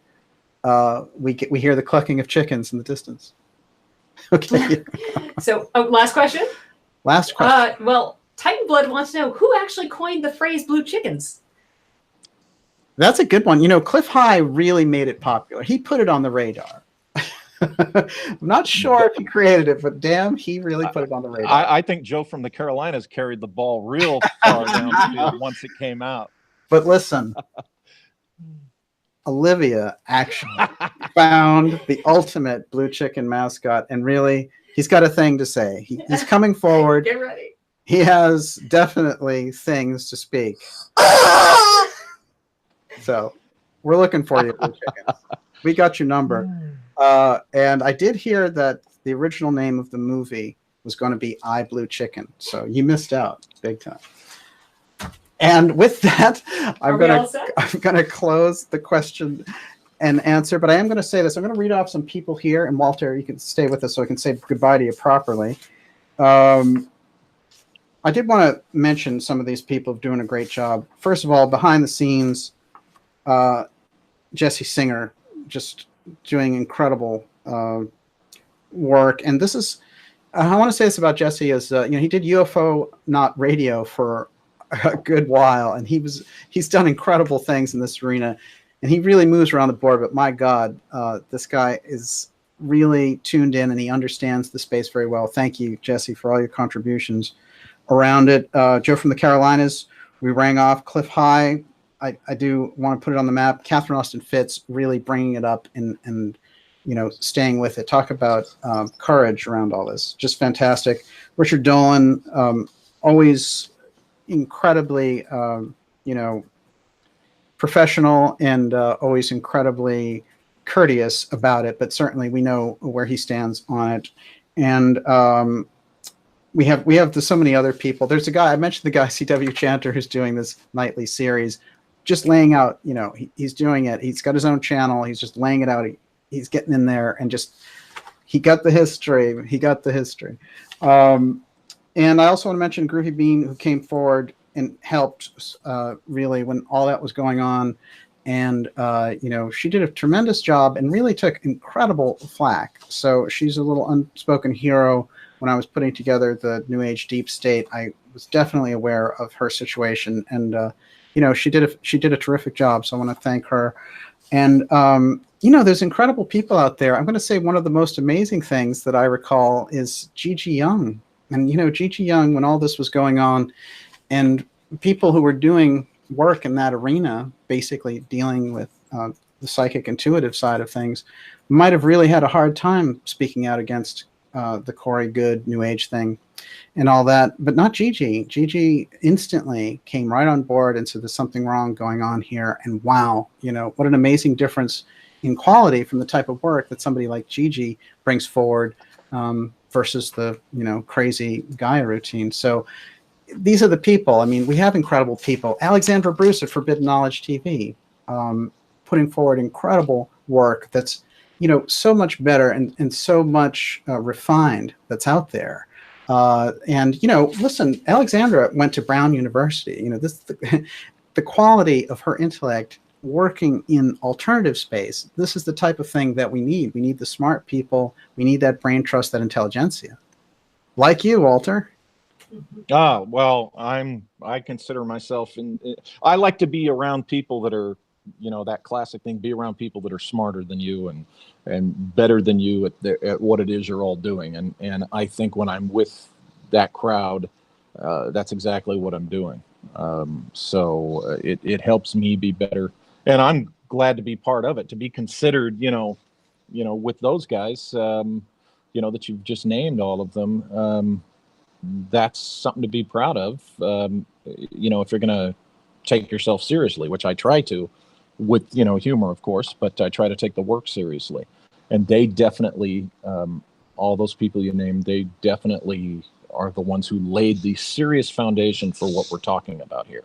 Not Wilcock, not Good, not Smith, not, any of them. If anything, they've appropriated it from others. There's no question. And, you know, there's more out there. There's always people coming in and out dealing with these things. And we always appreciate it. Of course, Bill Ryan coming forward and giving me the heads up, basically, about the Corey Good before the Gaia thing helped tremendously. And I did a 3-part episode with him. It's still up on the channel. I highly recommend it. Foundational features are in there about how the marketing cult got started. And like I said, in traditional journalism, you always look at the business manager. Look at this guy's business manager closely. What is he up to? That's the kind of, you know, investigative reporting that we need in this community. And I would say in the alternative research community generally, always watch out for people who say, you know, oh, don't stir the pot, or keep unity in the community. I showed the Jim Jones example earlier. It's real, you know, and at the same time, you know, it's fascinating if you really look at it. My last major report on good in the New Age deep state was it was July 2017. So it is the trademark issue. It's them aggressively moving into that legal space, going after this other whistleblower guy who should be on the same level, should be able to have his free speech and all the rest of it. You know, look, let's look at that and let's really put it out there, you know, because when you get right down to it, when people make moves like that, you have two choices, you know, and it's kind of like Hitler marching into the Rhine. I'm sorry for the exaggerated example, but it's true.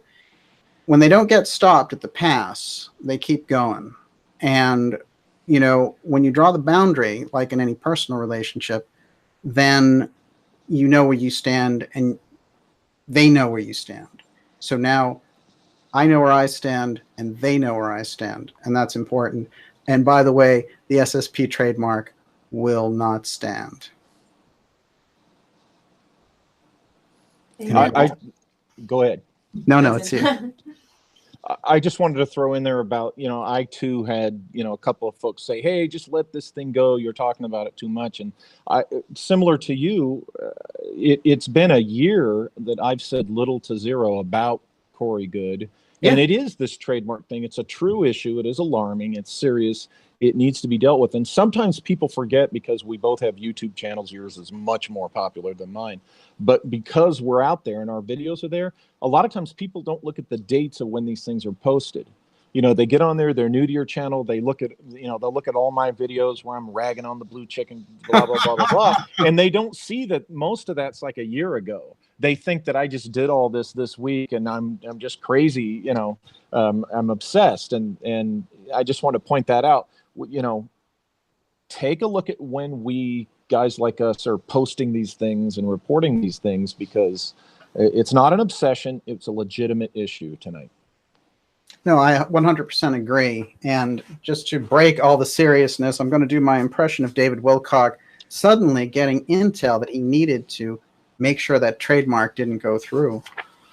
Well, they told me from very high sources that I needed to take the trademark off, and Corey has agreed, so no more trademark wars. Thank you, David. Listen, you know, by the way, these guys are welcome to come on my show to discuss this anytime. Corey Good, Roger Ramser, David Wilcock. Open invitation to you. Open invitation to debate you. I will debate you. I will show that, in my opinion, with my research, you're a marketing cult. You can debate me and say, no, we're not a marketing cult, and here's why. But on the trademark issue, I'll face against you. That's pretty good odds for you guys, 2 against 1. And I have an idea about this. Why don't we say we'll do moderators, okay? On your side, you can have Teresa Llaneros as part of the group, you know, that you guys are doing that. Unfortunately, I wish she'd get out of there. And on our side, we'll have Joe from the Carolinas. He'll moderate our side.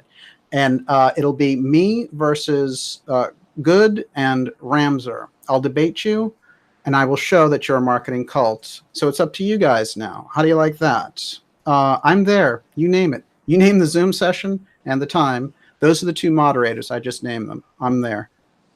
So there's your challenge, and that's the beginning of your secret space program trademark challenge. Anytime.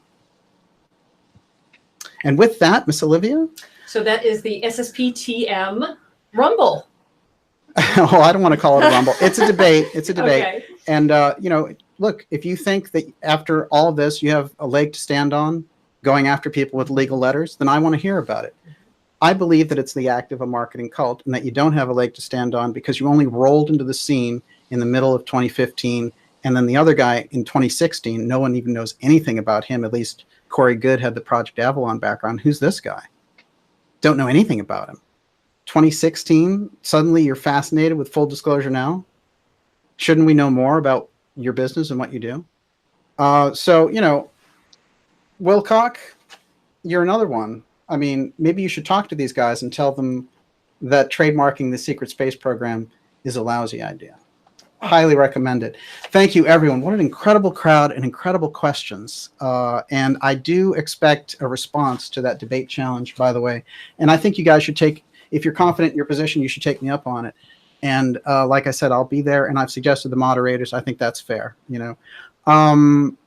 Next time, we're coming back actually with the X series, as I mentioned, the week of with a Halloween special, and then the Friday after Halloween as well. And now the schedule, we were working on a show about Khashoggi and all the things that are going on there, and it's an evolving situation. So I'm going to do that show between now and the next X series show. And thanks so much for being out there. Cliff High, fantastic to have you. Thank you, Richard Dolan, for joining us. Thank you, Dr. Joseph Farrell. I can't wait to hear all the new things that you're working on. And of course, the music. And I see we have some great people out there. I wanted to do a shout out. Lee Veltman, a cult fan, David Tormina. It's just fantastic to have everyone here. And thank you for showing your courage and your strength in the face of really, I'll tell you the thing about these people that I've learned when looking at their stuff is if they think they can get away with it, they'll do it. If they don't think they can get away with it, they won't do it. So I'm telling them, you're not going to get away with it. And so we have, as I said, great people coming up on this. So we're keeping a very close, hot eye on this. And Miss Olivia, thank you. Fantastic. The only question left for the night is what's for dinner? Oh, I don't care about dinner. I just need a drink. Stiff drink. I'll have a straight lemonade. All right, Walter, it's great to see you. Anything, the new book that you're working on, when is that coming out? Secret Missions 4. Yes. I will reveal the full title later when it's ready to release. It's looking like late November because I came across some additional source material that's very important, and I really want to do it right. So, yeah, right now, tentatively, late November. I do intend to get it out before the end of this calendar year, but nice. Look for it late November, around Thanksgiving, maybe. Sounds fascinating. Thank you so much. Thank you for having me. I appreciate being on. Big time. We're going to have you back on for November too. And everyone, thank you for being here. Remember, go to the Dark Journalist website, sign up for the newsletter. That's the way that we stay in touch with each other. Support the work. It's more important now than ever. And thank you, Gigi Young, for all your incredible work on the X series and all the things that you do. It's great to see you out there. We will be back with you next week. And in the meantime, have a great weekend. And, thanks for kind of going through this very interesting winding road. I think, this is going to be an ongoing conversation. I look forward to more. So thanks. Okay. Thanks, everybody. You did a great job as usual. And, I will say this, that this was a fast moving chat. So bravo. Yes. I want my chicken. Oh, no. We will. We'll talk about the chicken later. I promise. Walter, thanks. We'll talk to you soon. All righty. Thanks, guys. Appreciate it. Bye-bye.